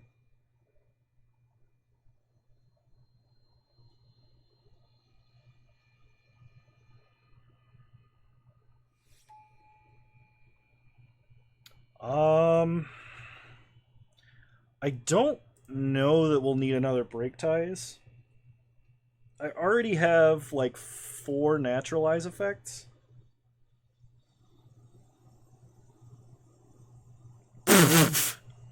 Sigma. Blessed Respite might be the pick here. But you know what? We'll take Break Ties. I think it's more main deckable than Seal of Cleansing. Guardian Kieran is more 1/1 counter shenanigans and a flyer, so we'll take that. Don't mind a Flourishing Strike for the sideboard. I think it was Ban Sigma, by the way. The rare drafting is strong? What rare draft? I didn't take a rare for tickets, did I? Take the Cruciak. It's not like it was like a pick 9 Ragavan or something, or, you know, like pack 3 pick 1 Ragavan, which I would definitely splash if it did happen, but it's not like it happened. Rockrick? Rockrick's half on color and encourages multicolor. We just didn't see any multicolor. That wasn't like that wasn't a rare draft. He's not worth anything. Rare draft is like when you pick a Tarmogoyf without being able to build Delirium.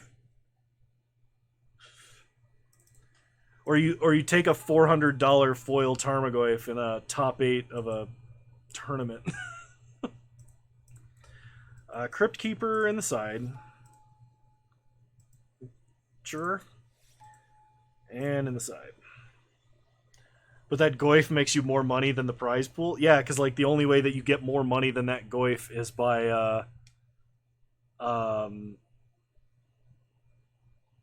like taking first place and winning 20 grand or whatever it was. Thornglint Bridge. Okay. So let's group creatures separately, see what we're dealing with here. A lot of good enter the battlefield effects. 2 different things that synergize with Abiding Grace.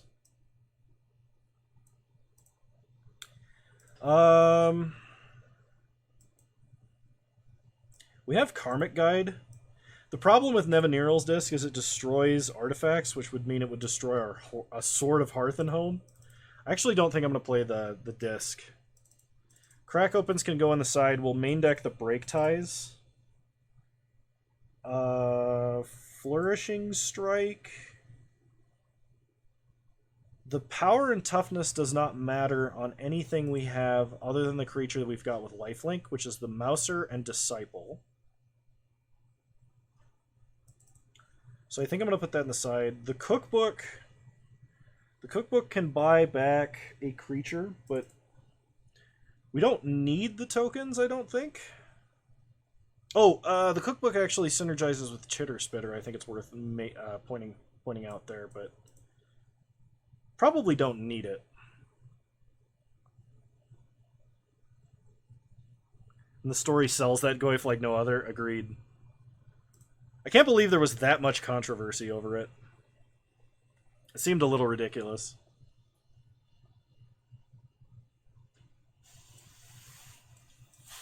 So I need to drop 3 cards. Probably actually 4 cards if I'm... Well...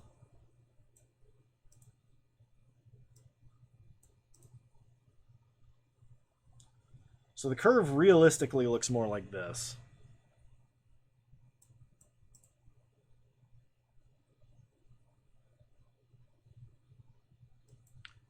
Orchard Strider, I think, is going to be good for stabilization. The fact that we can just buy it back with Karmic Guide is, like, reasonable.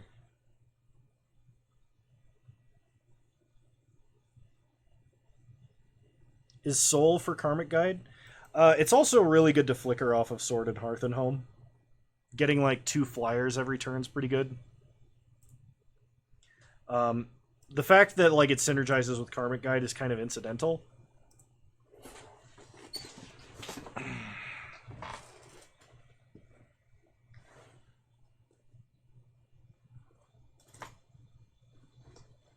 Yeah, I agree, Mixum.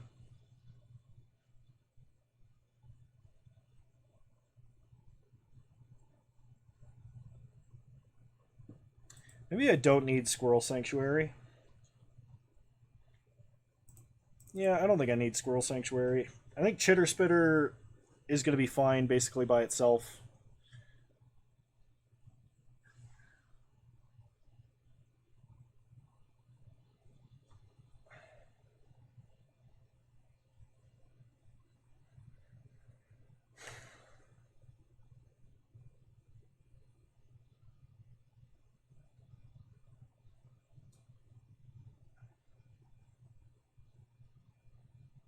I need to cut 2 cards. We have 17 creatures, 9 non-creatures, because Barbed Spike is technically a 2-mana 2/1 flyer.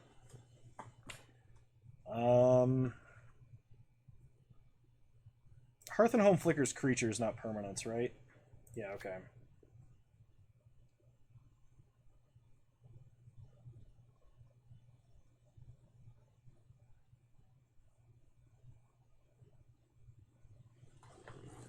I really like Blacksmith skill because of Constable of the Realm, so I think I'm going to keep that in as a combat trick.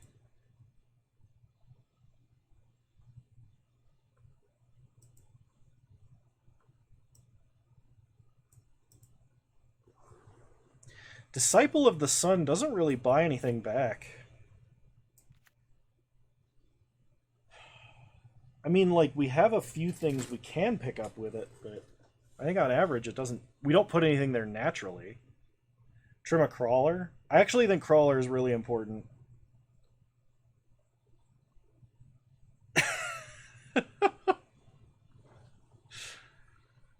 Clayton, it's fine. It's fine. And the only reason that I think Crawler is important is because we have 2 Smelfears for Proliferate and the Constables, which we need as many ways to put 1/1 counters on individually as possible. Giving, like, big creatures trample is also a bonus.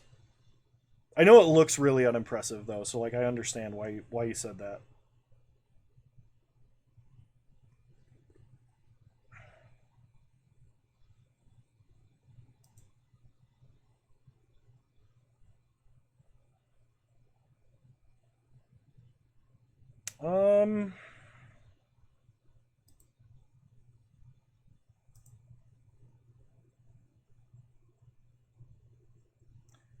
I think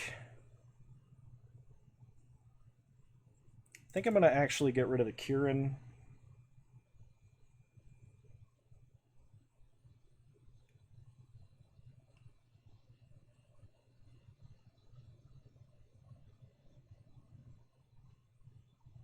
Orfeo, you might be right about taking out a Crawler.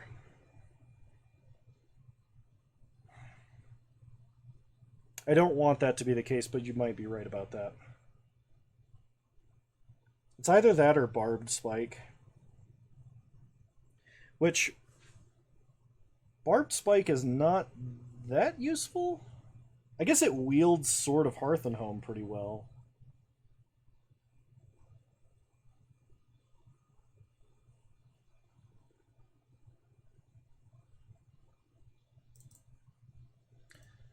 Let's cut the Crawler.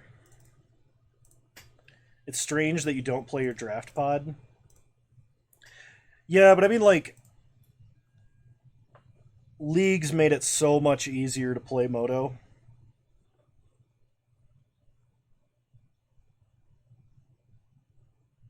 Maybe the prototype because you're light on artifact creatures. I think a creature that enters with 1/1 counters might actually be more important than the Crawler. I mean, maybe the prototype is worse than the 3rd Crawler. That's possible. Because the only things we can modular onto are the Scrappling, the Mouser, the token off of Barbed Spike, and that's it. Like, that's all we got. So actually, I could see us getting rid of that.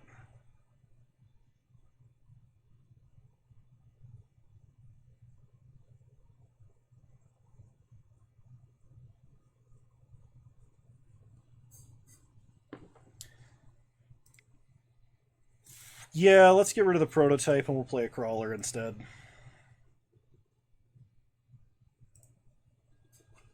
The Mouser stays because lifelink.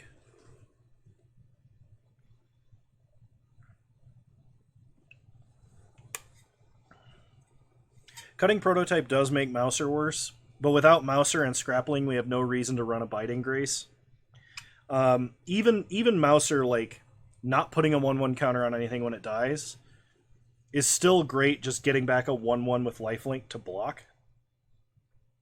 The fact that, like, it can still wield Sword is pretty good. The fact that you can still proliferate it off Smelfear is pretty good. And the fact that you can curve the 1/1 into Dusk Shell Crawler, putting another 1/1 on it, like going from 1 to 2, I think is also really good. Fevered Mind, welcome. Yes, green stuff.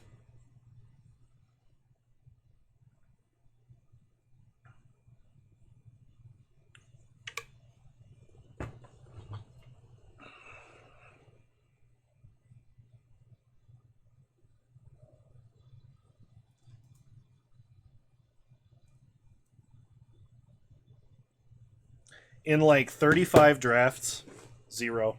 I have not opened a single Ragavan. What is extension enhanced? Oh, I mean, I have Twitch extensions, but I think there's a reminder for Twitch Prime subs that shows up on screen if you have one that you haven't used, and I use Stream Decker. Yeah, I have hair extensions. I'm actually bald without them.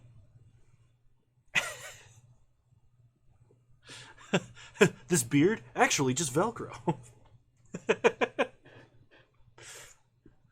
uh, a wig? Yeah. Yeah, it's me wearing my toupee.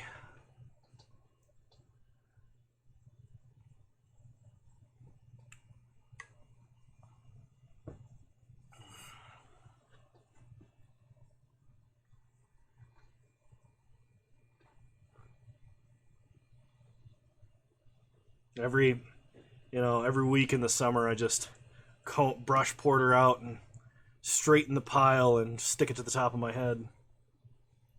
Just right now, evidently. I'm actually going to restart the client because it's been open for a while now. So hang on. One moment, please. The comb over has its own biceps. Ridiculous.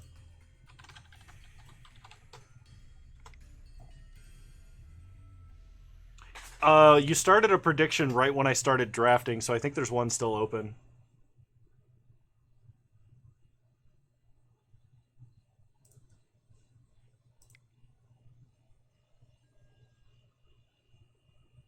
Is there not? Hang on.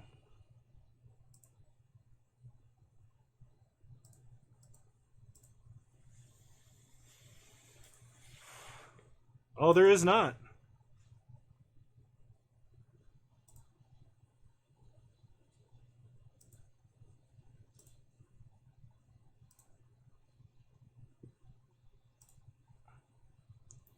All right, there we go. Prediction opened. Wait, so because you have car repairs, you can't build a PC that'll only need restarting every other day? It's because I've had a bunch of other stuff come up. And it's really, really frustrating me. No, you didn't. There wasn't one open, so get your bets in now, win or lose. I still have the parts list. I haven't gotten any of them yet. Although, I'm kind of happy because the prices of GPUs are coming down a little bit.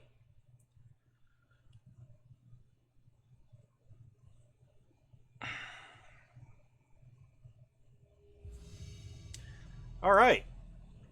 Round one, here we go.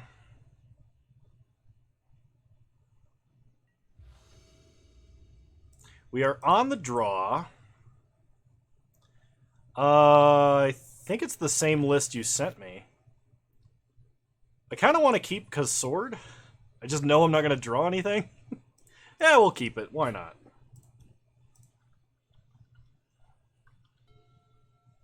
GPU going down a little bit. Understatement of the year. I almost sprung for a really expensive one. But then I kept waiting because of it. Like, I kept hearing news of, like, it's going to go down. And it still technically is, so... Look at that! Kano's drawing only lands past the turn. Only lands. The other content creation website about Mana Screw.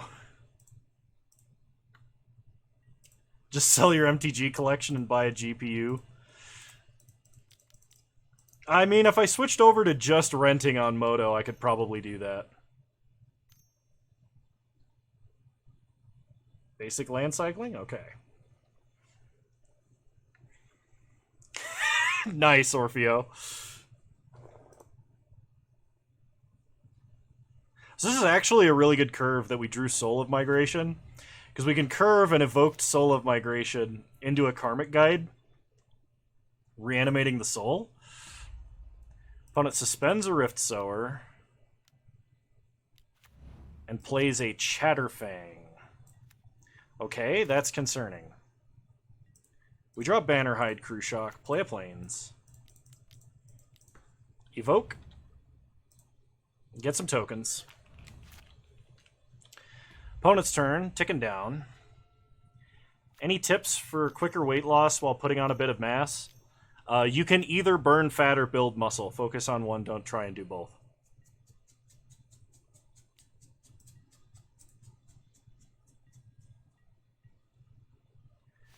Okay, we untap. We draw a Biding Grace, play a Plains. If you want to burn fat, do low intensity for a long period of time. So something like walking up a very slight incline is great for that. Alright, pass the turn.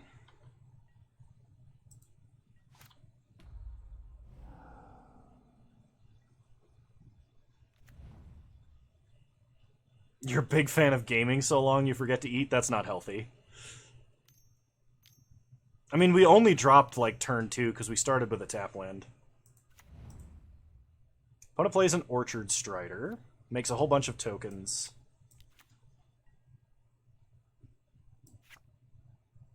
Forest Walk. That sucks. So we untap. We have to pay the Echo cost because we're going to need Karmic Guide, I think. We draw a forest, play a forest, pass the turn.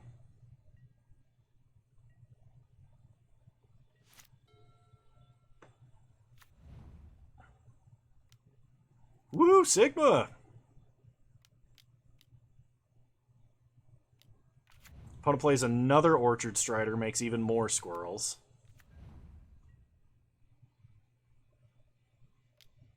They attack for 4.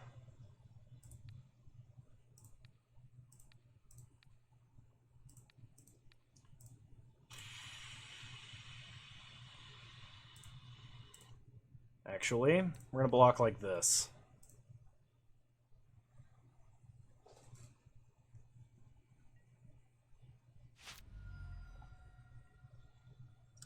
Untap. We draw Break Ties. So, play a forest.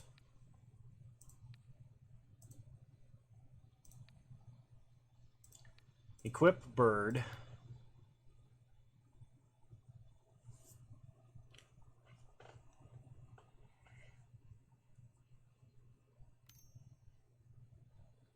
Opponent is going to sacrifice a bunch of squirrels to kill it in response. Okay. Oh, I can't reinforce onto it. I am now realizing this. Go to combat.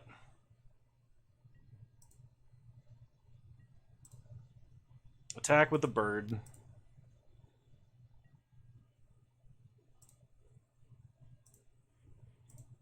Yeah, I can't reinforce onto it. That's bad.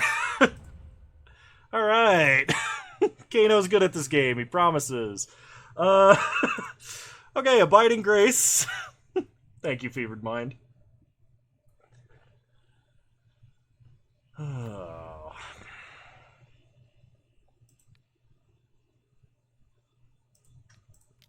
Let's go ahead and move the equipment over. It sure feels that way, Six Sigma, but it's not my birthday. Crap. Put up another punt!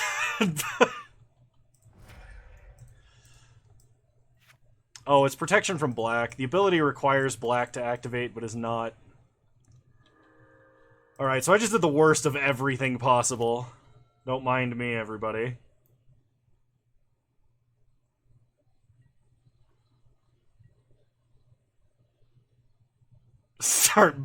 Stop betting win or lose and just punt or throw. Oh, gosh. Pretty sure I have to block like this or I die.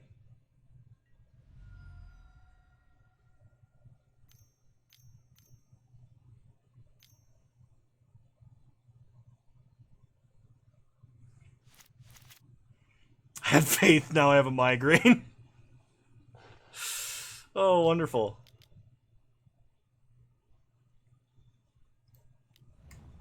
Another Aeromoeba.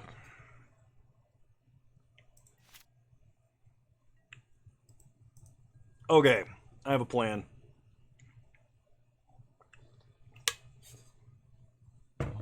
It's like watching your house burn down twice. Oh gosh. Alright, we're definitely bringing in Nevinyrral's Disc. We're bringing Nevinyrral's Disc in over Break Ties. And trying to like this. Actually, I do want Flourishing Strike as well. I'm going to bring in a Flourishing Strike over Barbed Spike. Try like that. Oh no, a plan.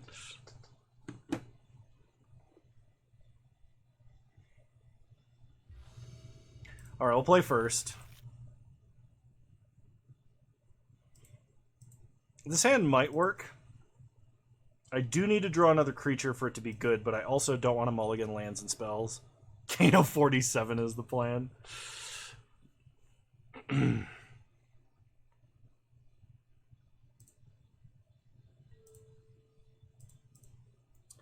Alright. Lead on Thornglint Bridge, pass the turn.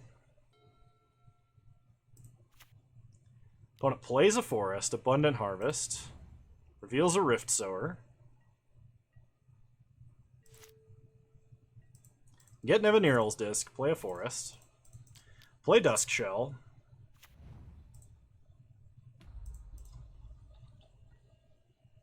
I mean, is it really assassinating if they're not an important political figure? It's kind of just murder at that point, isn't it?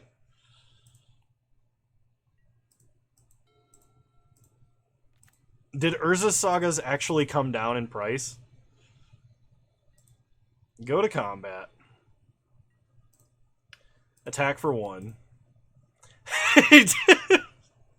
I'm just saying that's like I don't know that it's assassination. I think it's just murder.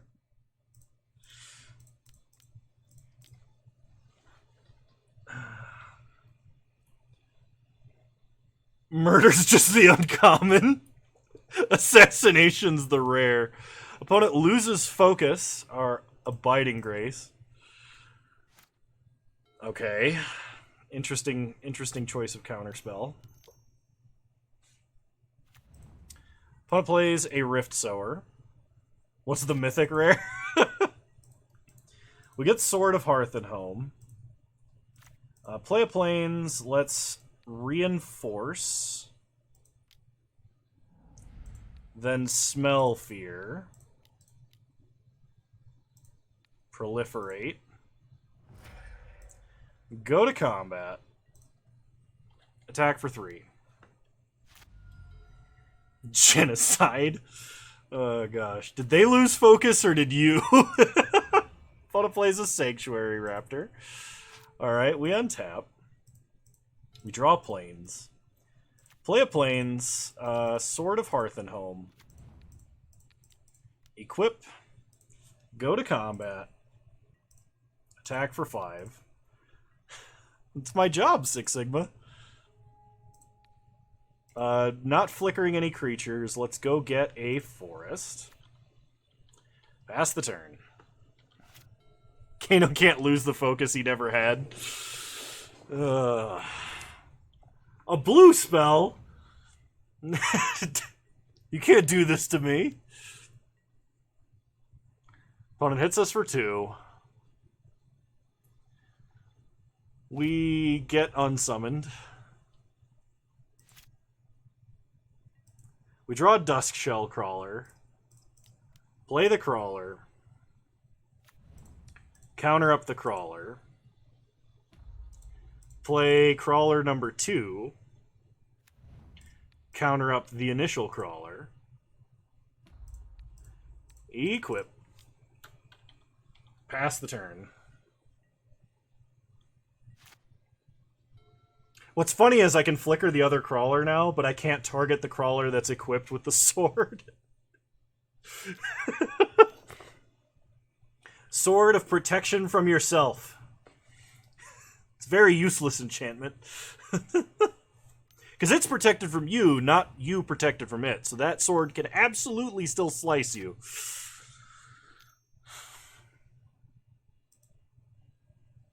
Opponent plays and evokes a Wave Sifter, so they get a bunch of squirrel tokens.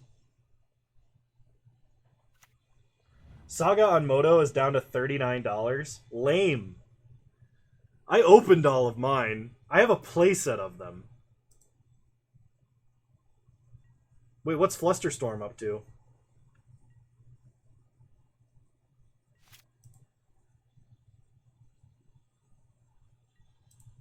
We draw planes. Go to combat. I thought it was always that expensive. Really? So we hit our opponent. Flicker the Dusk Shell Crawler. Get a planes. Counter on this Dusk Shell Crawler.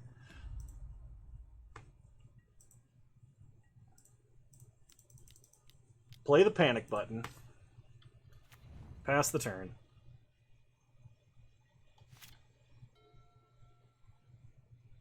I actually don't know how many Flusterstorms I have, if I have any.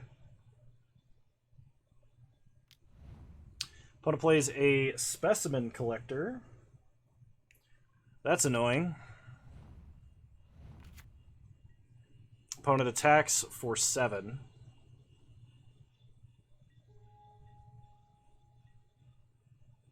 Well, the thing is, I might still play Flusterstorms in something. We get Mouser. So, go to combat.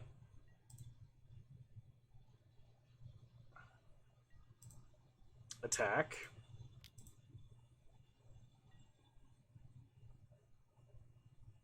Where is it played again? It's played in things like...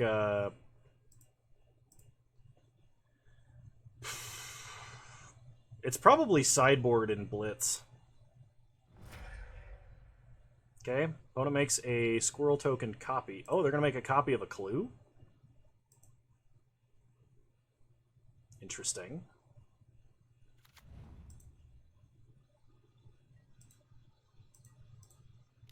Activate the panic button. We lose our sword, but this is the only way we stay alive. Opponent can draw off of a clue.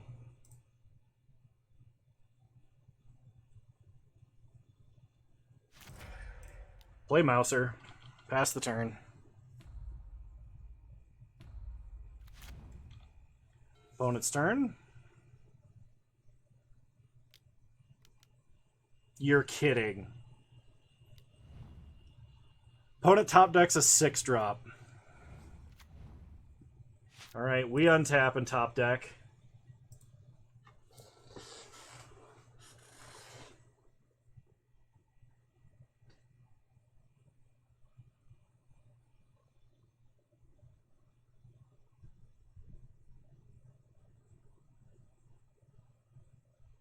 I've rampant growth like 5 times. Why am I still drawing lands?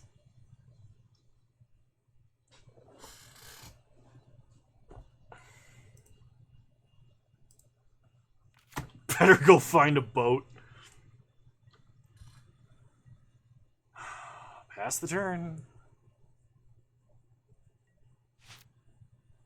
That way I can believe for once. Oh my gosh.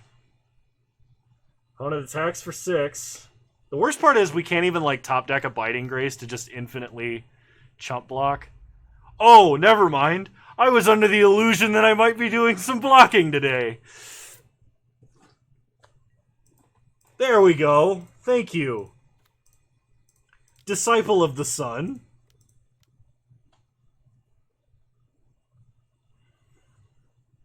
This is my only lands. You're gonna counter this? Do you just have everything? What is it like to be a god? Come on!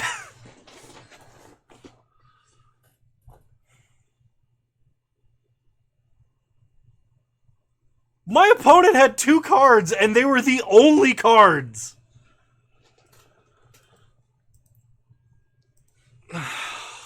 They're the only cards that countered that exact situation. I'm so upset about this. Doubters, you win.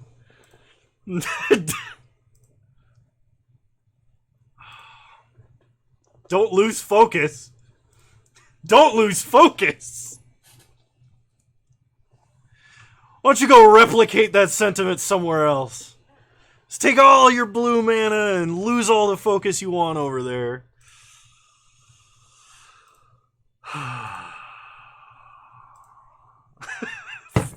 Sigma. Starting a new prediction. Oh, I'm getting upset. I am getting upset. Don't lose focus, Kano. Replicated.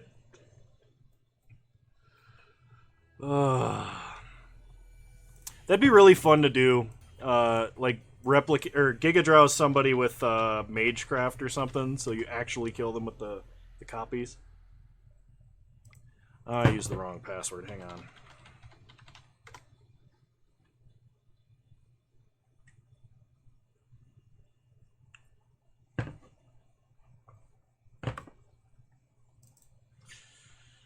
Oh my god.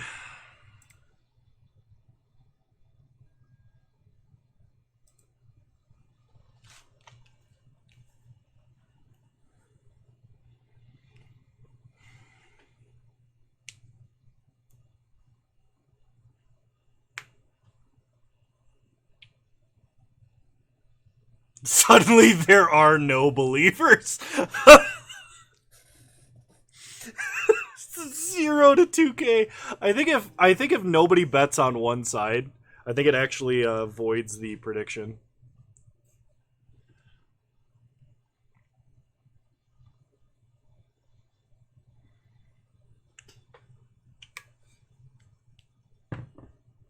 Oh man.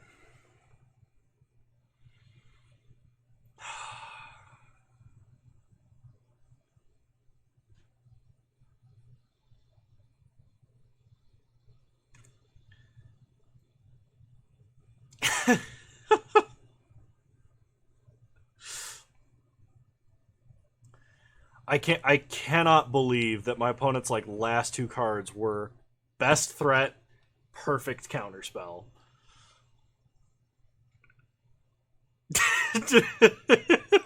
Sigma. Resident Believer, what can I say? I've only voted doubt every time but this one. I've won enough money on doubt. I've cashed out now. It's okay.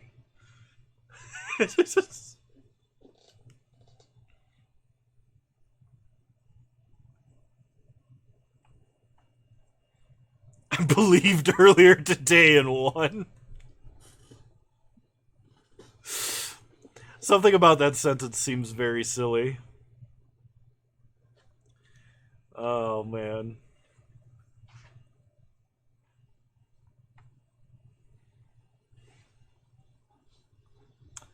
I'm gonna press X to doubt.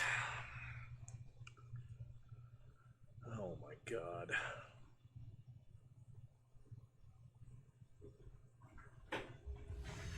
Alrighty, round 2. Here we go.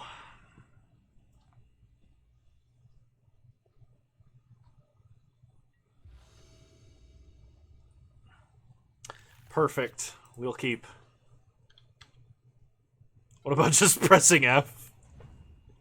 Press X to Sigma. Play Mouser. Pass the turn. Statistically, Kano's most likely to go 2-1, so I bet doubt until he loses, then I bet win. That's really actually not a bad plan. I tend to 2-1 very frequently when playing Modern Horizons. Attack for 1. Okay. Reinforce.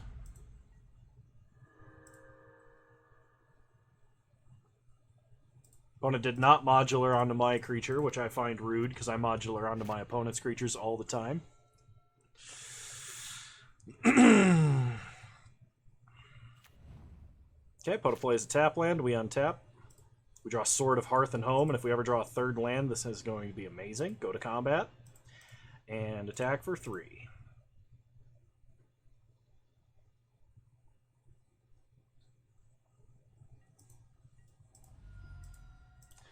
Up to 24, pass the turn.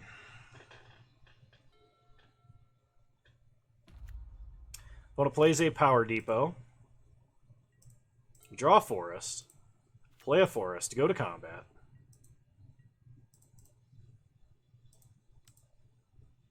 They cannot have the 4th trap is why I can't believe.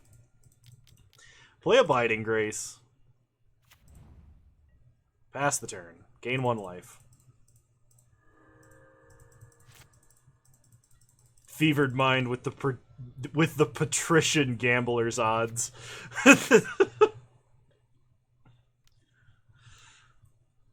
Missed value? No, I actually think my opponent has an instant speed removal spell.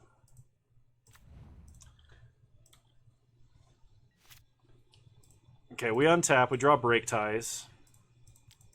Play Sword of Hearth and Home.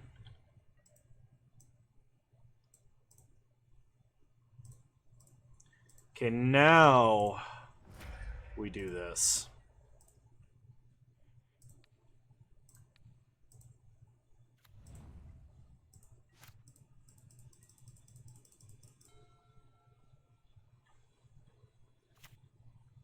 Sigma, how many channel points do you have?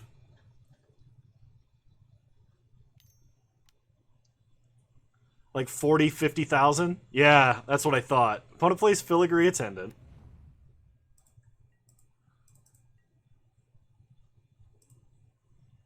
Attacks us for 5. Sigma watches a lot and tends to win a lot of bets.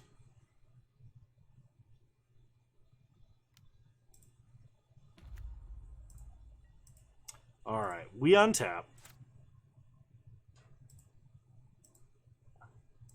Play Thornglint Bridge. Suit up the Mouser. Go to combat.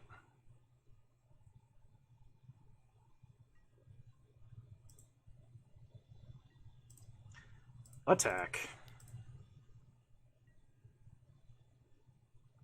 Oh, you're going to block with your blue creature?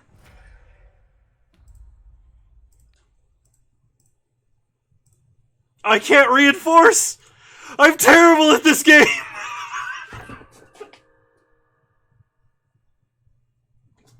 Protection! Protection's a real mechanic.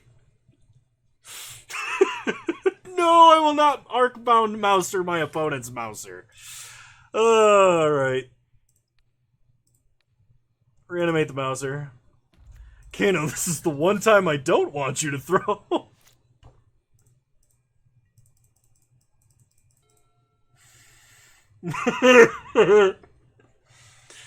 Alright. Opponent attacks. Yeah, that's fine.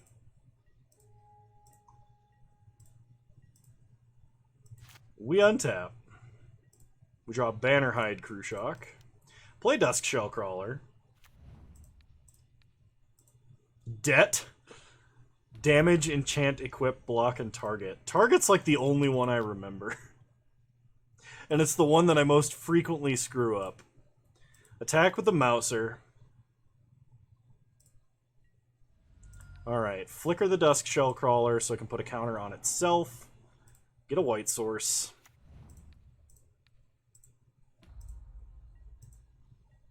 Pass turn. Reanimate Scrapling. If it's any consolation, I think we're still winning this game. Unless my opponent plays an Evaniral's Disc. I see now why you record the YouTube content off stream. Yeah, I'm strategically clipping out those games. No, it's honestly, I do play better when I'm off stream because I'm way more focused on the game and not trying to respond to people. Oh, the chat's brutal? Oh, it's all in good fun.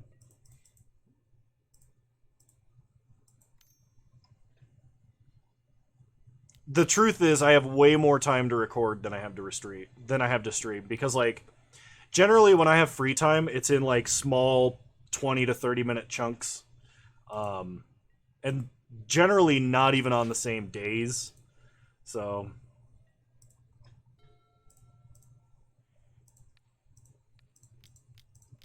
destroy target artifact.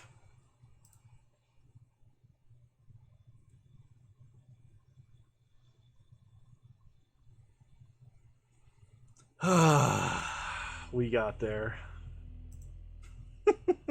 We got there. I think we might want Flourishing Strike over Barbed Spike. We definitely want the Crack Opens. So they're basically just going to be kill spells here. Actually, they're probably... Well, no, Flourishing Strike can kill Timeless Dragon, so it's not absolutely comparable. Maybe I don't want both Crack Opens. Maybe I just want the one.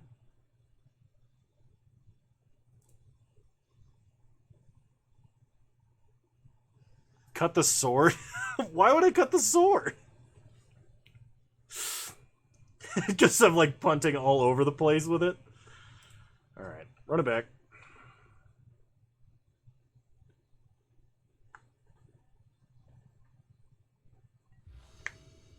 Jeez. It seems a little excessive, Fevered Mind. Sword is the greatest ally and biggest weakness. You might say that it's double-edged.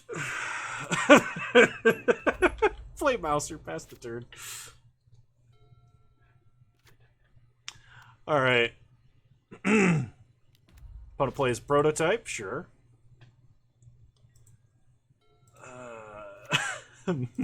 Play Dusk Shell Crawler. Counter up the Mouser. Go to combat. Attack for 2. Opponent wants to trade, they can trade. They want to trade. Okay, we're up to 22. Pass to our opponent. Oh no, puns. Exactly what we were missing.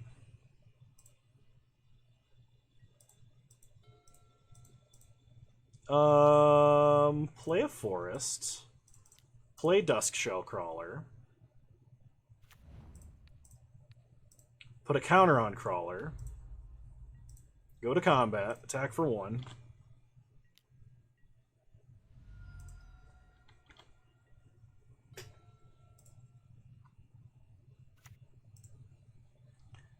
Opponent plays a mountain.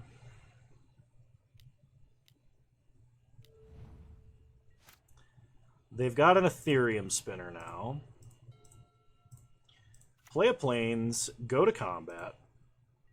Attack for 4. Today on Puns and Punts.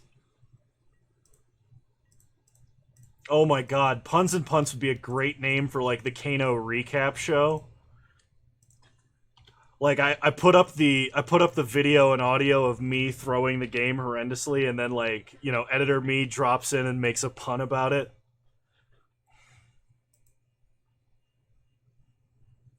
Phoenix, that's genius.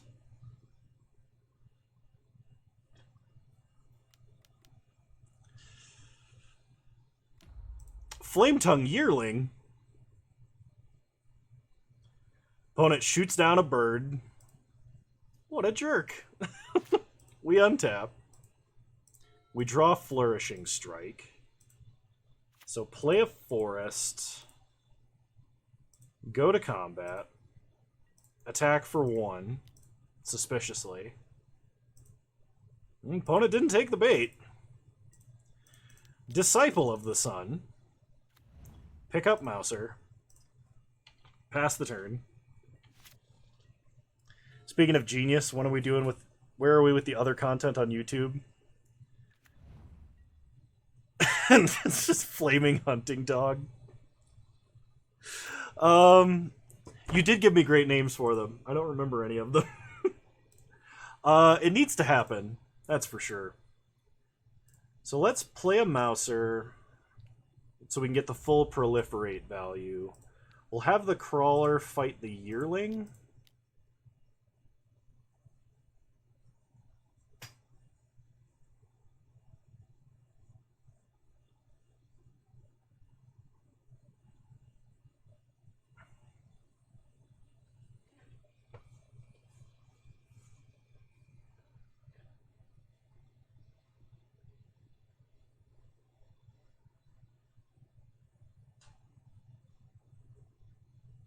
Are you hyper rich and theoretically talking about buying an island, or is there some sort of special real world magic island art that I'm not familiar with?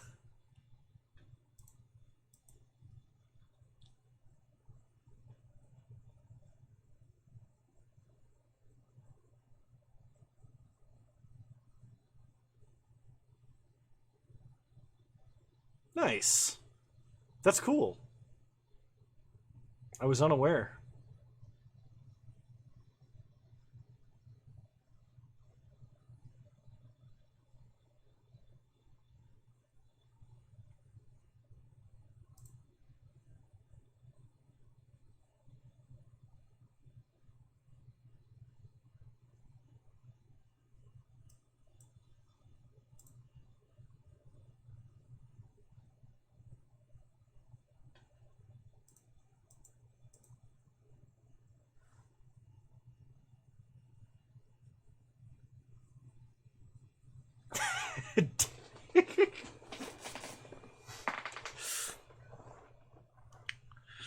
Yeah, those are pretty good.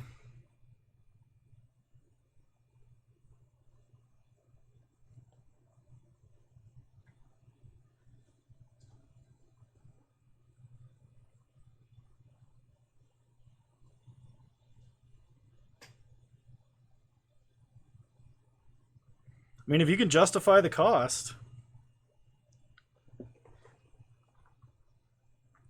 I think my opponent may have disconnected.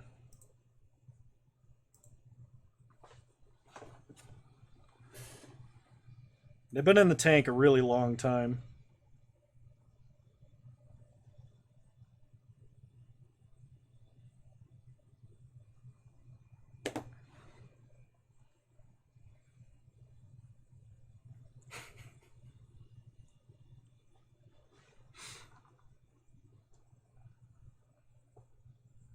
There's enough notches in this deck box to spell psychopath in Braille.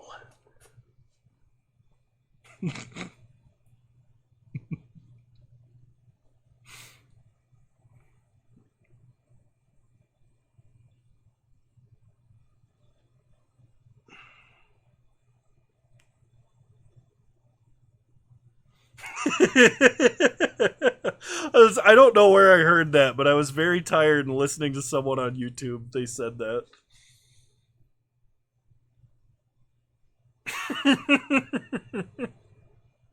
Oh, I'm glad you're enjoying yourself, Sigma.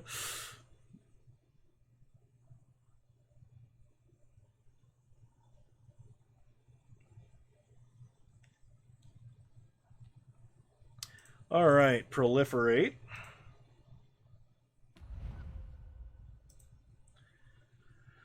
Go to combat.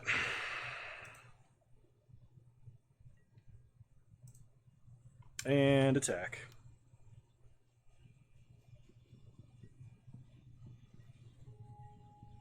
Clayton, I cannot advise you to play a drinking game based on anything I do, and I refuse to accept responsibility for such a thing. Opponent Unholy Heats to kill Dusk Shellcrawler. That's what they were tanking on. Clock tower chimes on 7. The sniper takes his shot.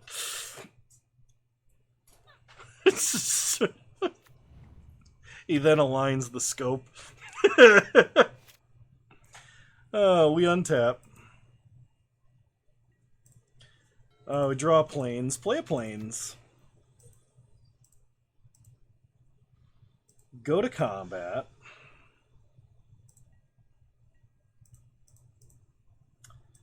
Attack.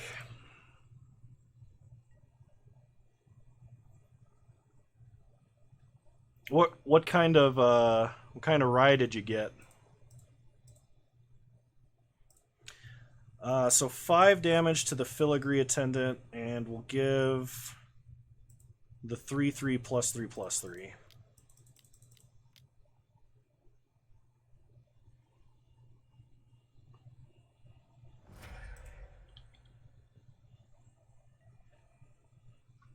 His opponent takes 8 and goes to 6.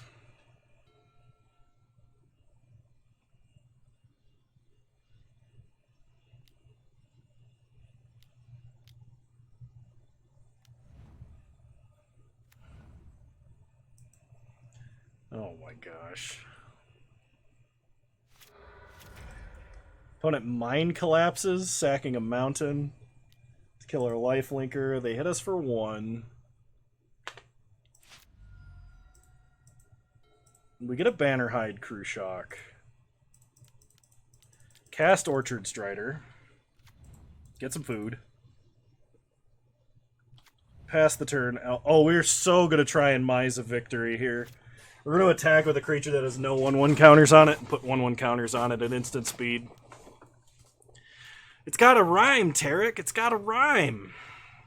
I don't know that I've ever had Rittenhouse, but then again, I don't ever remember drinking rye sober.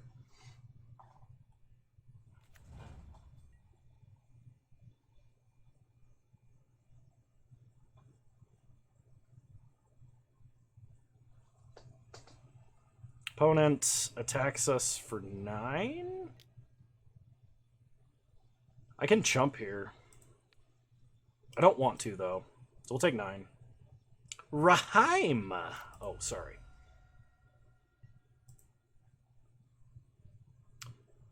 Go to combat.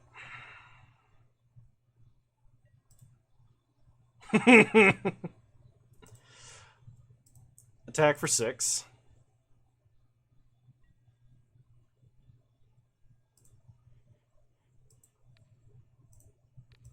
Gotta hope they don't have a second Unholy Heat.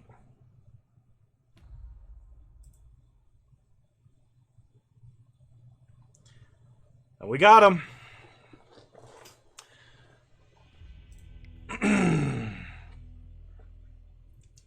Alright, Fevered Mind. See you later. Glad to have you, though. Thanks for stopping by. Believers.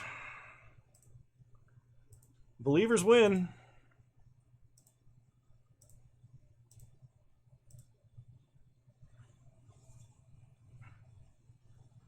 Sigma. Oh, gosh. Alright, I'm going to restart the client. Sigma, if you want to start another prediction up.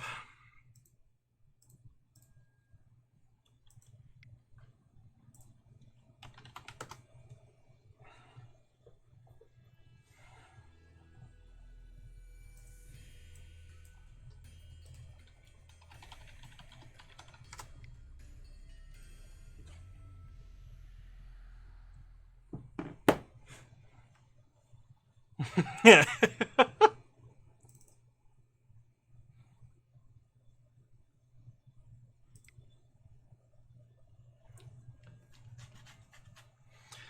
Clayton, you're almost as bad at channel points gambling as Mixum is.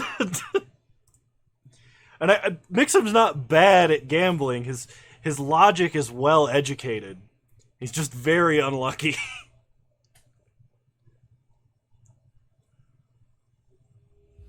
All right. Round 3. Here we go. Did you restart the prediction?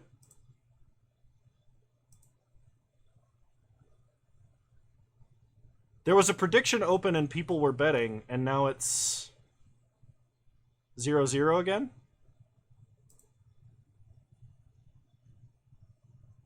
Okay, well, there's one going now anyway. I would like to play first. You know what? We'll keep. I think it was just my like my UI was lagging, and it was like showing the previous one or something. Play Forest. Pass the turn. Sorry, I'm a little bit paranoid. I trust you, Sigma. I do. Opponent leads on hard evidence. We untap and draw a Dusk Shell Crawler. Well, play Crawler. Counter on Crawler. Pass the turn. Sworn to never set foot in a casino. That's how bad you are. Have I told my gambling story? Like my one successful. I've actually been. I've gambled successfully twice in my life. We draw a forest, which is good. Go to combat. So, I've gone to Vegas twice, basically for GP Vegas. And both times I've gone gambling. I take like $20 and just see if I can win anything, right? That's my gambling strategy. Is like, whatever I can win off this $20 is what I can win. And if I get more than like $25 at any point, I stop. So I go up to a person who, or go up to a dealer who's running 3-card poker, which I learned later is a game you should never play because it is horrendously rigged against you. And so I was very intoxicated, and I was like, well, how do you play? And she gave me the like quick rundown because there was another guy who'd been sitting at the table for a while. And I'll be completely honest, I was not sober enough to understand the explanation that she gave me, but what I did get out of it was there was 3 places I could put my chips based on what I wanted to bet on. And I had 4 $5 chips, and so I just put 1 chip down in every space, and I got dealt the best hand you can get, and she just shoved over this mountain of chips, and I was like, thanks, where do I cash out? And the guy next to me tipped his streak over and left. He just got it, he was like, fuck this. He just, because he'd been there forever, and I had no idea what I was doing. Like, and I won $95 by risking 15. That is my successful gambling story. So, we're going to attack with the Dusk Shell Crawler. That was pretty great, though. The other time I played slots, and I did not do very well. There was basically just like a lot of it was like playing slot machines on the digital slot machines is basically like you pay $1 to watch a very, very short movie on a digital slot machine. So we're going to go ahead and reinforce here. And kill the Floodhound. I'm very thankful that I, like, in terms of gambling, like, playing at a table or playing slot machines, I don't have the, like, gambling, like, the addiction push to make me do it. For me, it's literally just, like, a curiosity. And I'm very good at adhering to the rules that I set for myself. If I, like, here's my $20, this is what I'm going to gamble with to buy myself an hour of entertainment, I'm going to make it last. But that's not true when I play things like I had a mobile gacha game for a while, and that got me to spend money on it more than any slot machine ever did. And I'm kind of embarrassed to admit that, but that was like the gambling, like, I got to spend 20 more bucks. I just got to get this one guy. Like, that was crazy. So I try not to play gacha games on mobile ever.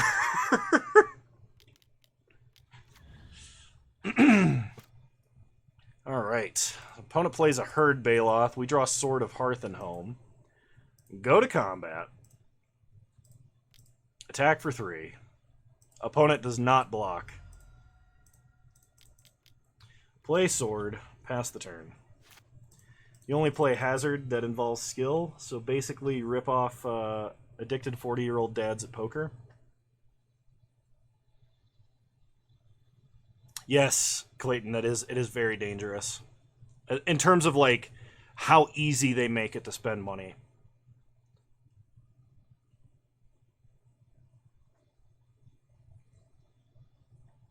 And it's very much like every gacha game I've ever seen or played is like pachinko logic, where it's just like this annoying amount of flashing lights, sounds, and numbers, so it's like impossible to discern what's actually happening, which is frustrating. So the good news is Blacksmith skill can actually protect the sword if my opponent has a Naturalize effect. And hopefully this game is just about over and in our favor. And more for the people part. So, I would never, ever play poker with people that I know or don't know around a table. I never, ever would do that. Because the guy that's going to lose $500 to you and the guy that wins all of your money off of you look exactly the same.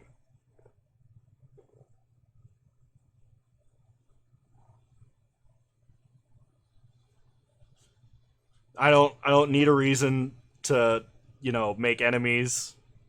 Gambling can do that. I don't need a reason to just I don't need it. I would much rather buy stock. That's the kind of gambling I can get behind, because that gambling has resale value. So opponent is reinforcing Herd Baloth with Ren's Run Hydra.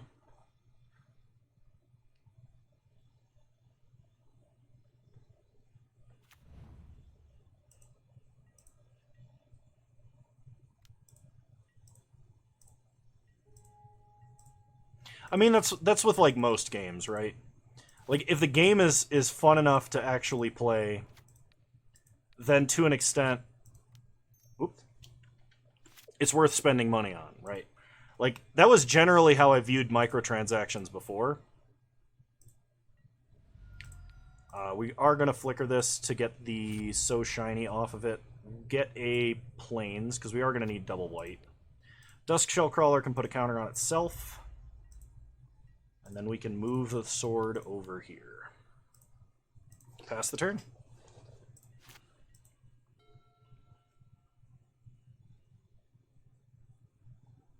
Do you play in an area where people get upset at an FNM? Because I've run into those people. Like, that's one reason why I stopped playing in paper. I had a few bad experiences when I beat a couple of people, and I had a few bad experiences even when I lost to people. And I worried that, like, maybe I appeared that way to some people. Because, like, if you're a sore winner or a sore loser, that can be entertaining to some people. But for the person that you're across from, it feels awful. And my concern was at one point that, like, I might be a sore winner or a sore loser. And I think at times I have been on this channel. Like, especially early on when I was streaming. And I was like, at least if I'm playing Moto, my opponent does not have to deal with that.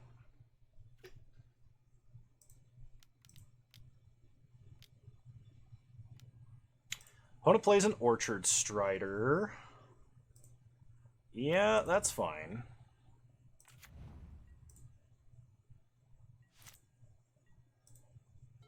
We draw Smell Fear.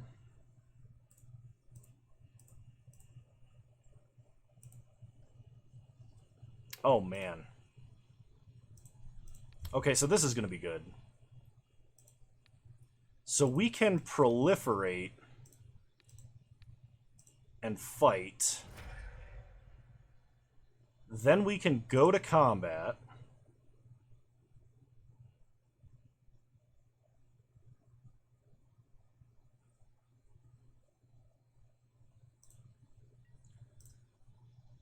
Attack here. No flicker.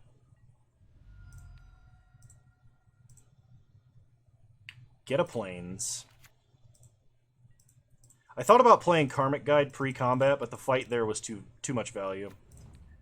Reanimate a Crew Shock.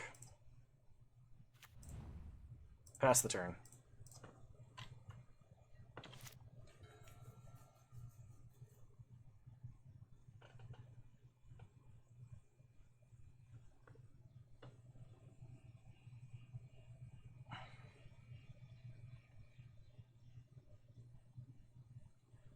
Yeah, I think that's one thing that turns people away from Paper Magic a lot. Because, like, I completely understand playing in a competitive environment, and like I've played at the most competitive store in Salt Lake. There's like multiple pro players that play there, but some of the people that get attracted to, well, really any of the game stores around here, it's like I just don't want to deal with.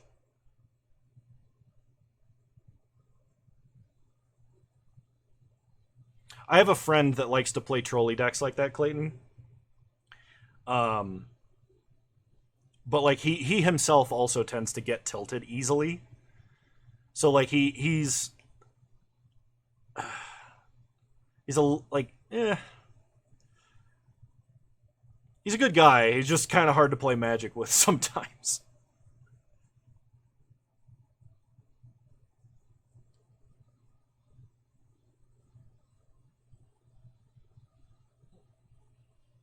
I would argue that Magic is not a game designed for children.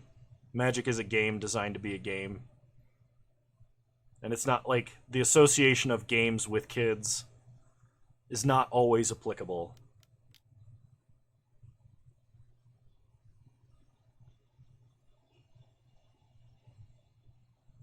Like I used to play Time Warp, so like Mix'em, I know what you mean. I've had opponents get extremely tilted.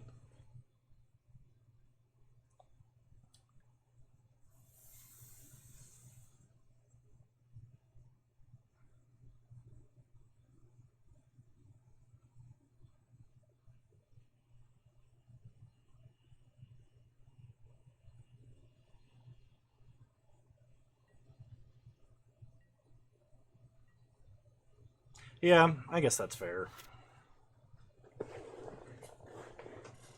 So my opponent didn't attack. They can sack a bunch of artifacts to make beasts. The question is, am I paying the echo cost to get back another crew shock, or am I going to scavenge? If I scavenge, I have to scavenge onto a creature that does not have sword equipped.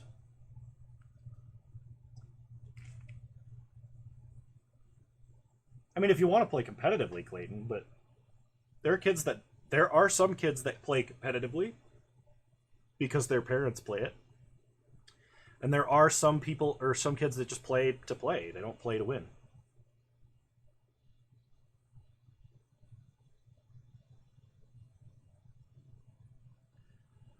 Um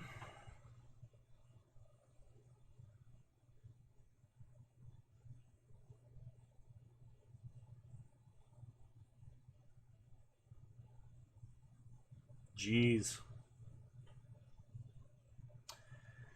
God, am I paying the echo cost here?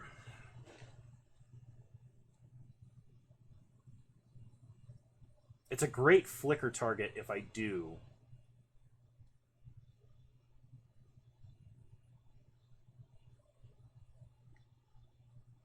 I think I'm going to.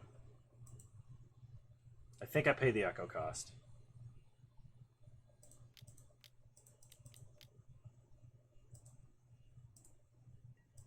Okay, we draw a constable.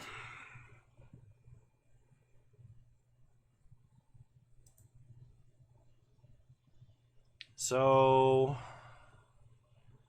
go to combat.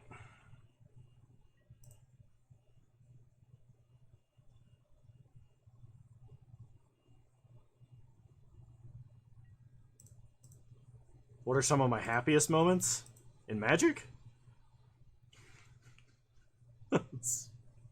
I had a moment where, against one of my friends, we were drafting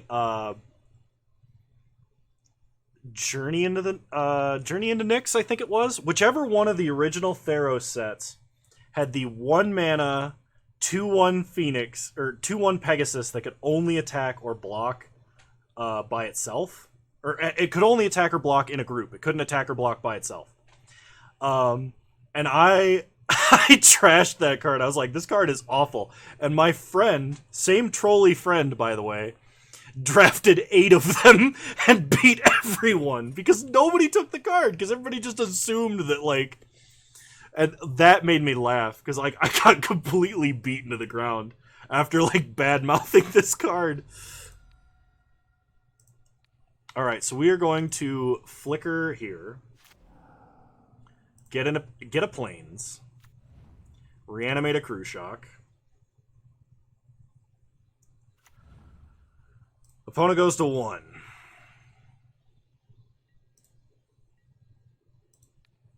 Equip sword to Karmic Guide. Pass the turn.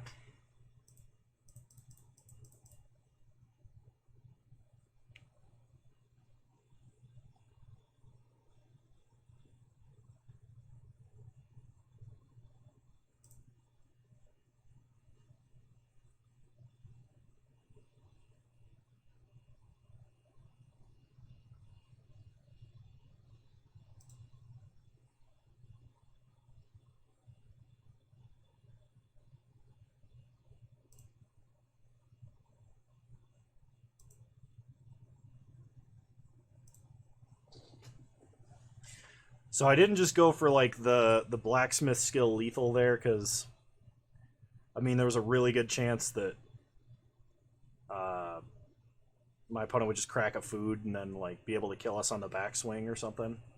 I could have swung all out and maybe forced them to do some blocking, but there's a good chance they could kill us on the backswing from that.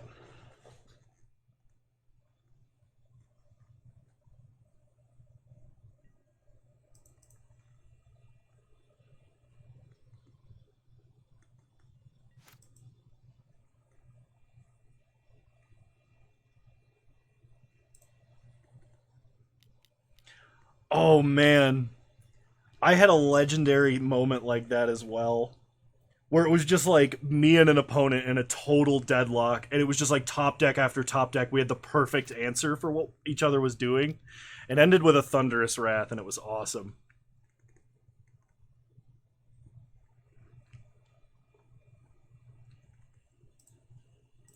I actually ran into that guy later. He worked at a post office that I'd never been to. And he was just like, "You're the guy!" Like, we remembered that. It was like 4 years later. That was a good time. Guy ended up working for my company eventually. Those are the interactions you miss when you're playing Moto. That is true. That's one thing that Moto and Arena take away from the game. I don't own a company. It's just the company that I work for.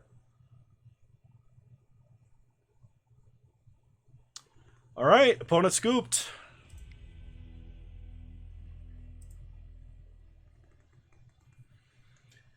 What are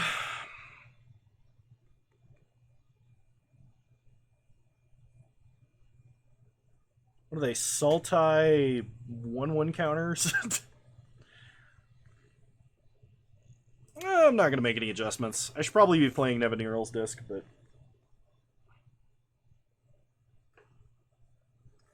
I thought about. I still am legitimately considering building a cute Porter Picks OnlyFans, just to like,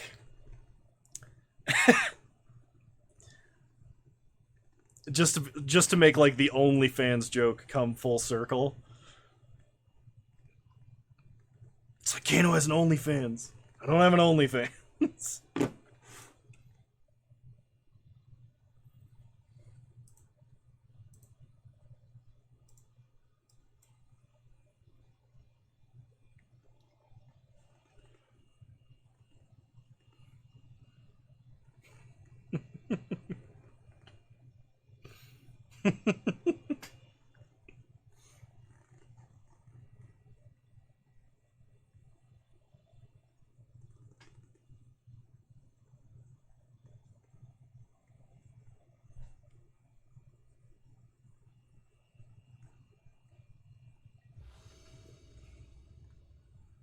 Been a long day.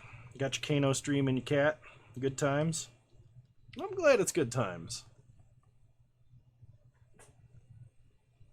When can you start holding me to the 2 streams a week schedule? That's a good question. I need to pick a day.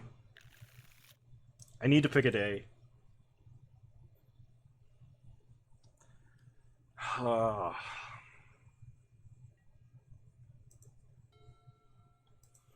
I've been recently enjoying all my extra free time right now. I don't have a ton, but I have enough because I've stopped doing some things.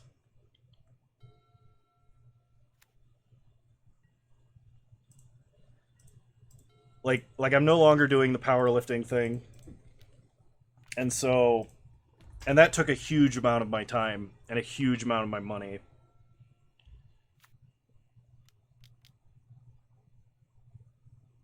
What I will probably do is the next time that I like sit down to just game, and it's not like Magic or anything, I will probably just stream just to see what it's like. Like if I play Binding of Isaac, if I play, uh, whatever else.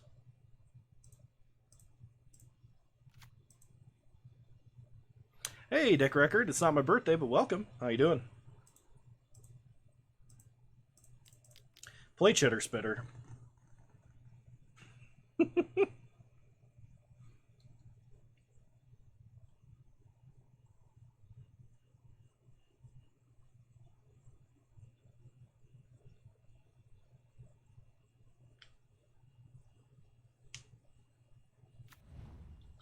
Pass the turn.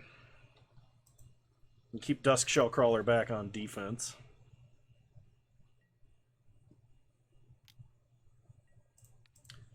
Alright, block. Take one.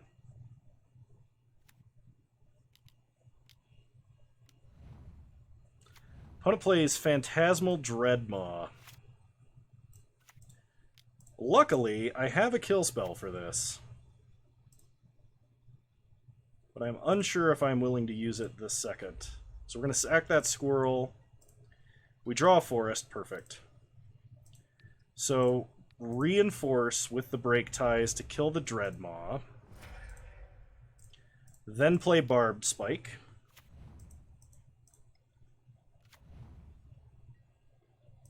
Pass the turn. Yeah, this is a draft.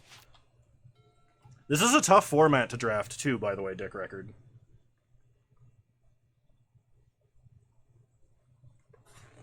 Oh, Sigma.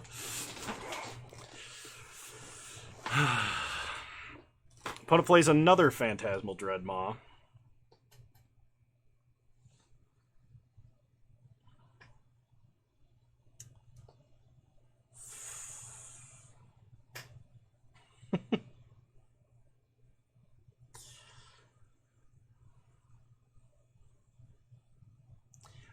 I really think you guys are really cool.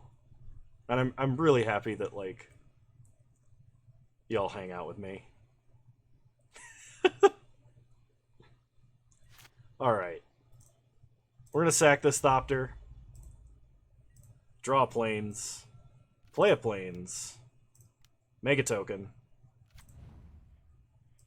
Reinforce to kill the Dreadmaw. And equip the Dusk Shellcrawler. Pass the turn.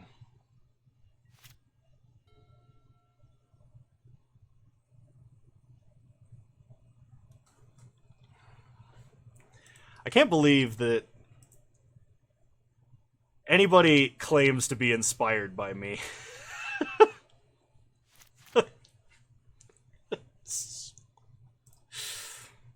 Oh.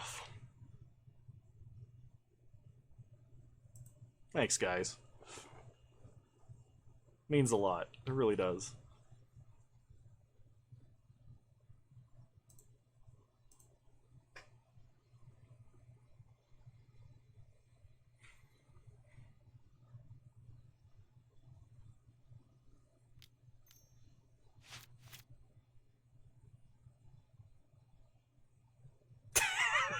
Dick Record.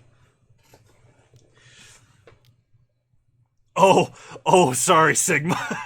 When's the last time you were inspired by gravel? Oh, man. Opponent plays a Tireless Provisioner, gets a clue. Ouch.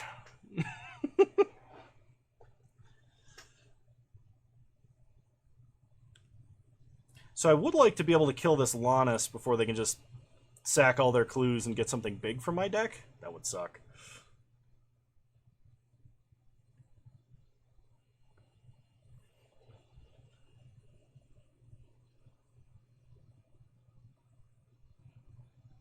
So Sigma, I don't actually know if you can see this, but right here, hang on. So right here on this side, on my right side, the side away from my heart, thankfully. Right here is the scar from where your little dagger of a comet slid right in and stabbed me between the ribs. I want you to know that. Nipple ring? Kano's got a clue, something that Kano's never... Opponent's got a clue, something Kano never had. Oh, gosh. Never change, gentlemen.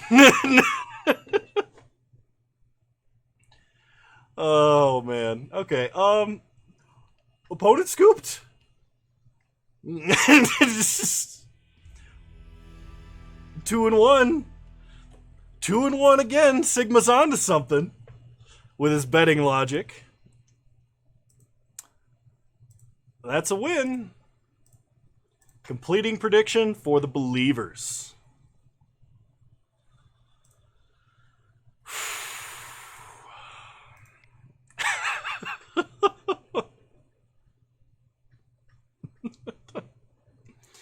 Oh, y'all are wonderful. I think that's as much energy as I have to do drafts and stuff today.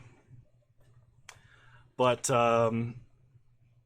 Dick Record, you also have like 40k points? You guys are just like harvesting points off the rest of the community. Yeah, we could just chat for a bit. I don't really want to go anywhere just yet, but I've got some projects that I want to work on, but something interesting. I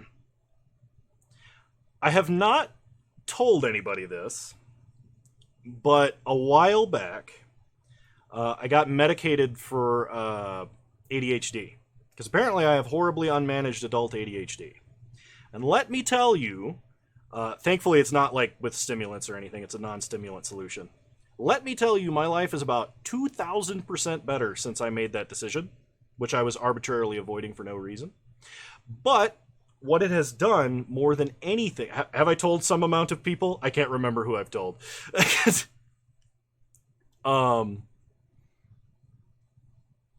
Clayton, I feel you. If I could stream full-time, like if I could just do this, I would. I absolutely would. The only stimulant I've ever tried is caffeine, and I'm horribly addicted to it.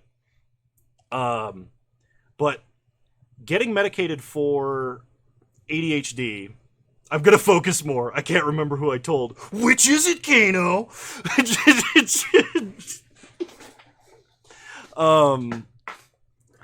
But one of the things that it's made me realize is I now have a really good grasp on time and how to balance like work, life, etc., which I did not previously. So like for a long period of time, I was actually just working myself to death, and not taking any time to like enjoy my own hobbies, go play games, go, like whatever I wanted to do, actually doing it. I was only doing things I felt compelled to do, which is not a way to live your life. I highly recommend not doing that. But I've had like this moment where I realized that I have had an incredibly unrealistic expectation of what can get done in any arbitrary period of time. So like, no, actually, because it's kind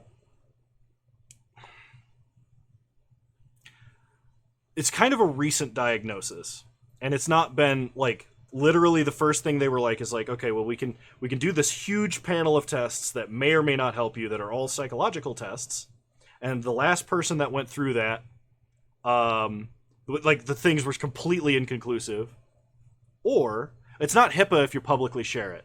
Even if it's HIPAA protected information, if I say it, it's no longer protected. The route that I took was, okay, you might have ADHD, and there's all of this stuff we can do, or you can try this medication which has zero risk and like basically zero downside if you take, and no chance of withdrawals if you take. So I was like, all right, let's try that. Boom. 2 weeks, my life was improved. Health Information Privacy Protection something act.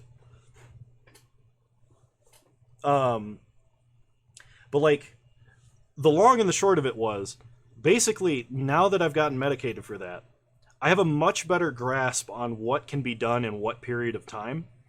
And I had like developed this anxiety of like, every single day by the time I got done with the day, like right before I would go to bed, it's like, well, I only recorded 4 videos today, and I only walked Porter 4 times, and I only got like 17 hours worth of work done for work.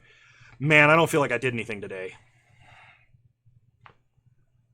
Like, and I would get to the end and it was just like, I could have done more.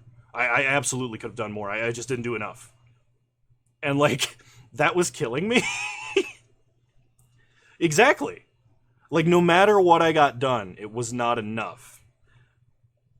It was bad. It was real bad. And now I'm like, I think I'm not constantly stressed because I'm not trying to slam all of that stuff into, yeah, I can do that. But like, I feel better because I'm not constantly trying to slam a million things into like tiny slices of time.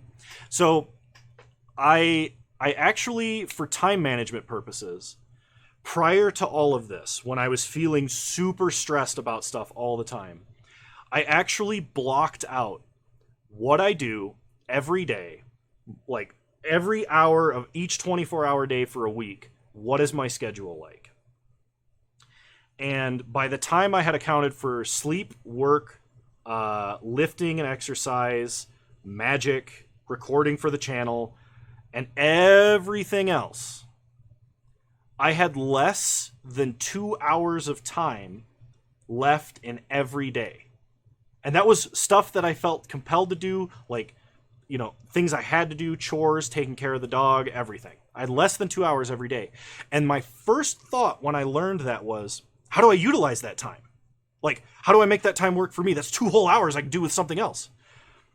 What I didn't realize is that 2 hours is broken up in the 5 minutes between tasks, between all of the other things I'm trying to do. That time is basically inaccessible. Because how do you account for the 10 minutes after a work meeting ends and like the next one begins? Like, what do you do in that time? It's not a usable chunk of time. It's just there by the nature of where the everything else fell.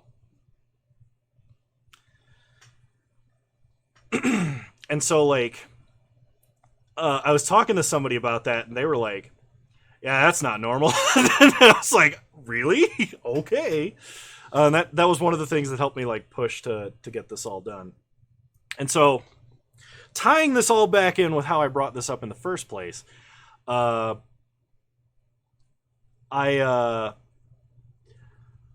recently I have put down things that are less important to me. So I have, did I ever have a day of literally not doing anything? No.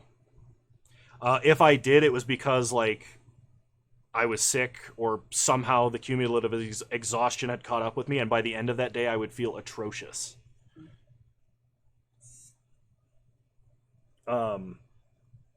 Like I would feel terrible if something like that happened. Yes. Yeah, well, it's very hard, right? Because it's your perception and you have it. And so it's never changed because it's one of the things that makes you you. It's one of the things that makes you think like you do. So how do you get outside of that, right? But like eventually what ended up happening was oh, hang on. Sorry, I didn't finish my last thought. So the reason that I brought all this up is because I stopped powerlifting because it was actually making me feel worse. The physical health benefit of it was outweighing the negative mental health aspect of it. Now I love lifting and I love exercising, but I will not ever be stronger than I was. Because trying to push that hard is not only physically detrimental, because I would have like a maximum of 5 more years of trying to lift heavy before I had to stop. Not when all of your friends have similar problems, but and you don't have many friends in real life. I keep like a very close circle of good friends, and I love my friends and they're fantastic. And literally, I've like basically never had to drop a friend out of my friend group, because they're all wonderful people.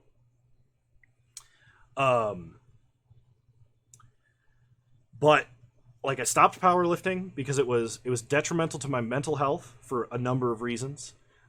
Even though it was beneficial for my physical health, I've found kind of a new outlet with that. I've actually started running with Porter, and I've been like trying to train to like run because I still need to be active and I still want to burn calories, lose weight.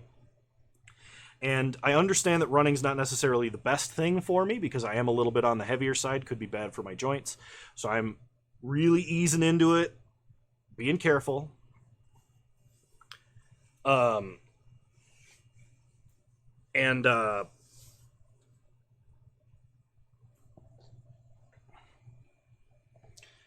That's true. That's true, Sigma. I bicycling would be good for joints. That's true. I have a mountain bike sitting right behind the green screen. I should get the tubes replaced on it. I basically forgot it existed. Like it's actually like, so if I lift the green screen and give you a little look behind the curtain, there's a table saw, and right behind the table saw is the mountain bike.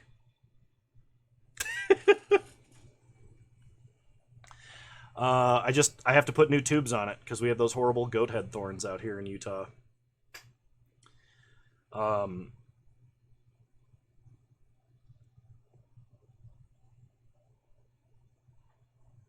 absolutely, absolutely. The world is spilling in reality. Ah!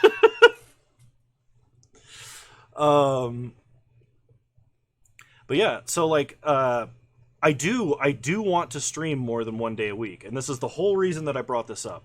Like,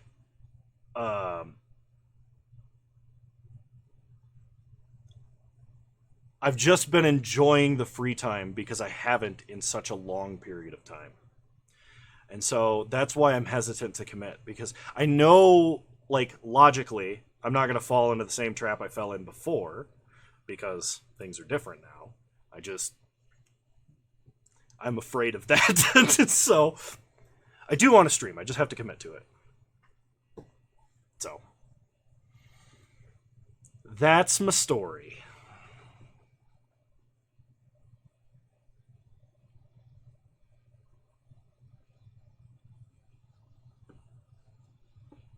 That's true. That's true. Um, who won the bet? Believers won. Believers won for the last one. Um, and that's like I've actually I've had time to work on projects at home recently. Like I'm working on like an IT home lab setup, which that's been fun. Um, at first, I was a little bit stressed because I didn't seem to be making the progress that I wanted to make, and I'm like, no, actually, in like 3 days, I did about 2 weeks worth of work, and I've been busy doing other things like the car stuff and the other life stuff that's come up now, and it's like, it's okay that I'm not working on that. I have other things that take my attention. It will be there when I want it. When I want to go back to it. I haven't forgotten about it.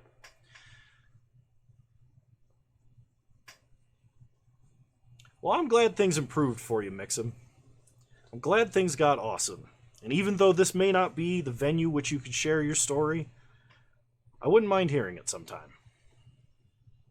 Because that's great. That is an awesome end point to be at.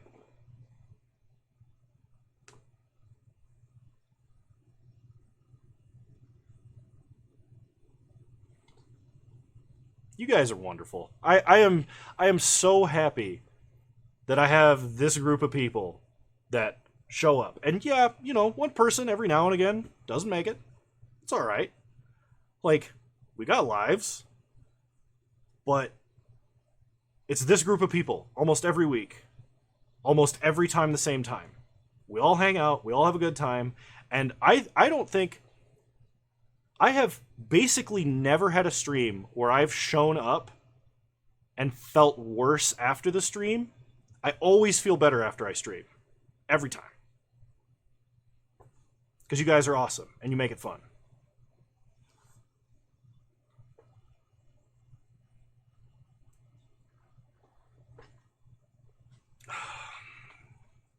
So, when I say, like, at the end of every video, when I'm like, you guys are all wonderful human beings, like, I actually mean that. I'm not just saying it as like a tagline for like generic all of everybody watching this. I mean like you guys.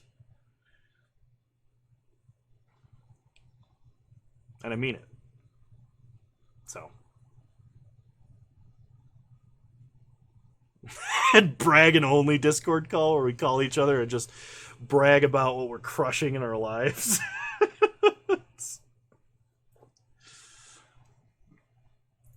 Dick record, I actually got accused by a 9-year-old of being 3 leprechauns in a trench coat. Three leprechauns in a person suit is how he put it. Because I joked, it was the little brother of a girl I was dating at one time. And I told him I was a leprechaun because he asked me why I had red hair. and he was just like, you're not a leprechaun, you're too big to be a leprechaun. You're 3 leprechauns in a person suit. And that got me out of a bar fight once. But that is a completely different story that needs to be saved for a different time. It wasn't a bar fight. I was never in a bar where a fight broke out. It was a similar situation to a bar fight. It was a potential confrontation. So, anyway, y'all are wonderful people. I need to go feed Porter and probably feed myself. But, I really appreciate getting to hang out with you guys. I'm really, really happy that I got 2 drafts done today. We did good. We did the betting thing. We had fun. Recall, I'm really happy that you showed up. It's good to have you. I'm glad that you enjoy the content. Oh, absolutely. So Sigma wants to do a call on Discord. So if you guys want to use the Discord voice chat room, I think everybody should have permissions to dial into that and speak. I don't think I've restricted them in any way, and I know I think Sigma or Bone Daddy or myself have the ability to change that. If not, Sigma, if you run into any problems, please let me know, and I'll get those adjusted right away. But yeah, y'all are wonderful human beings, and I am going to go feed myself and the dog, and then probably chill for a while. So, bye.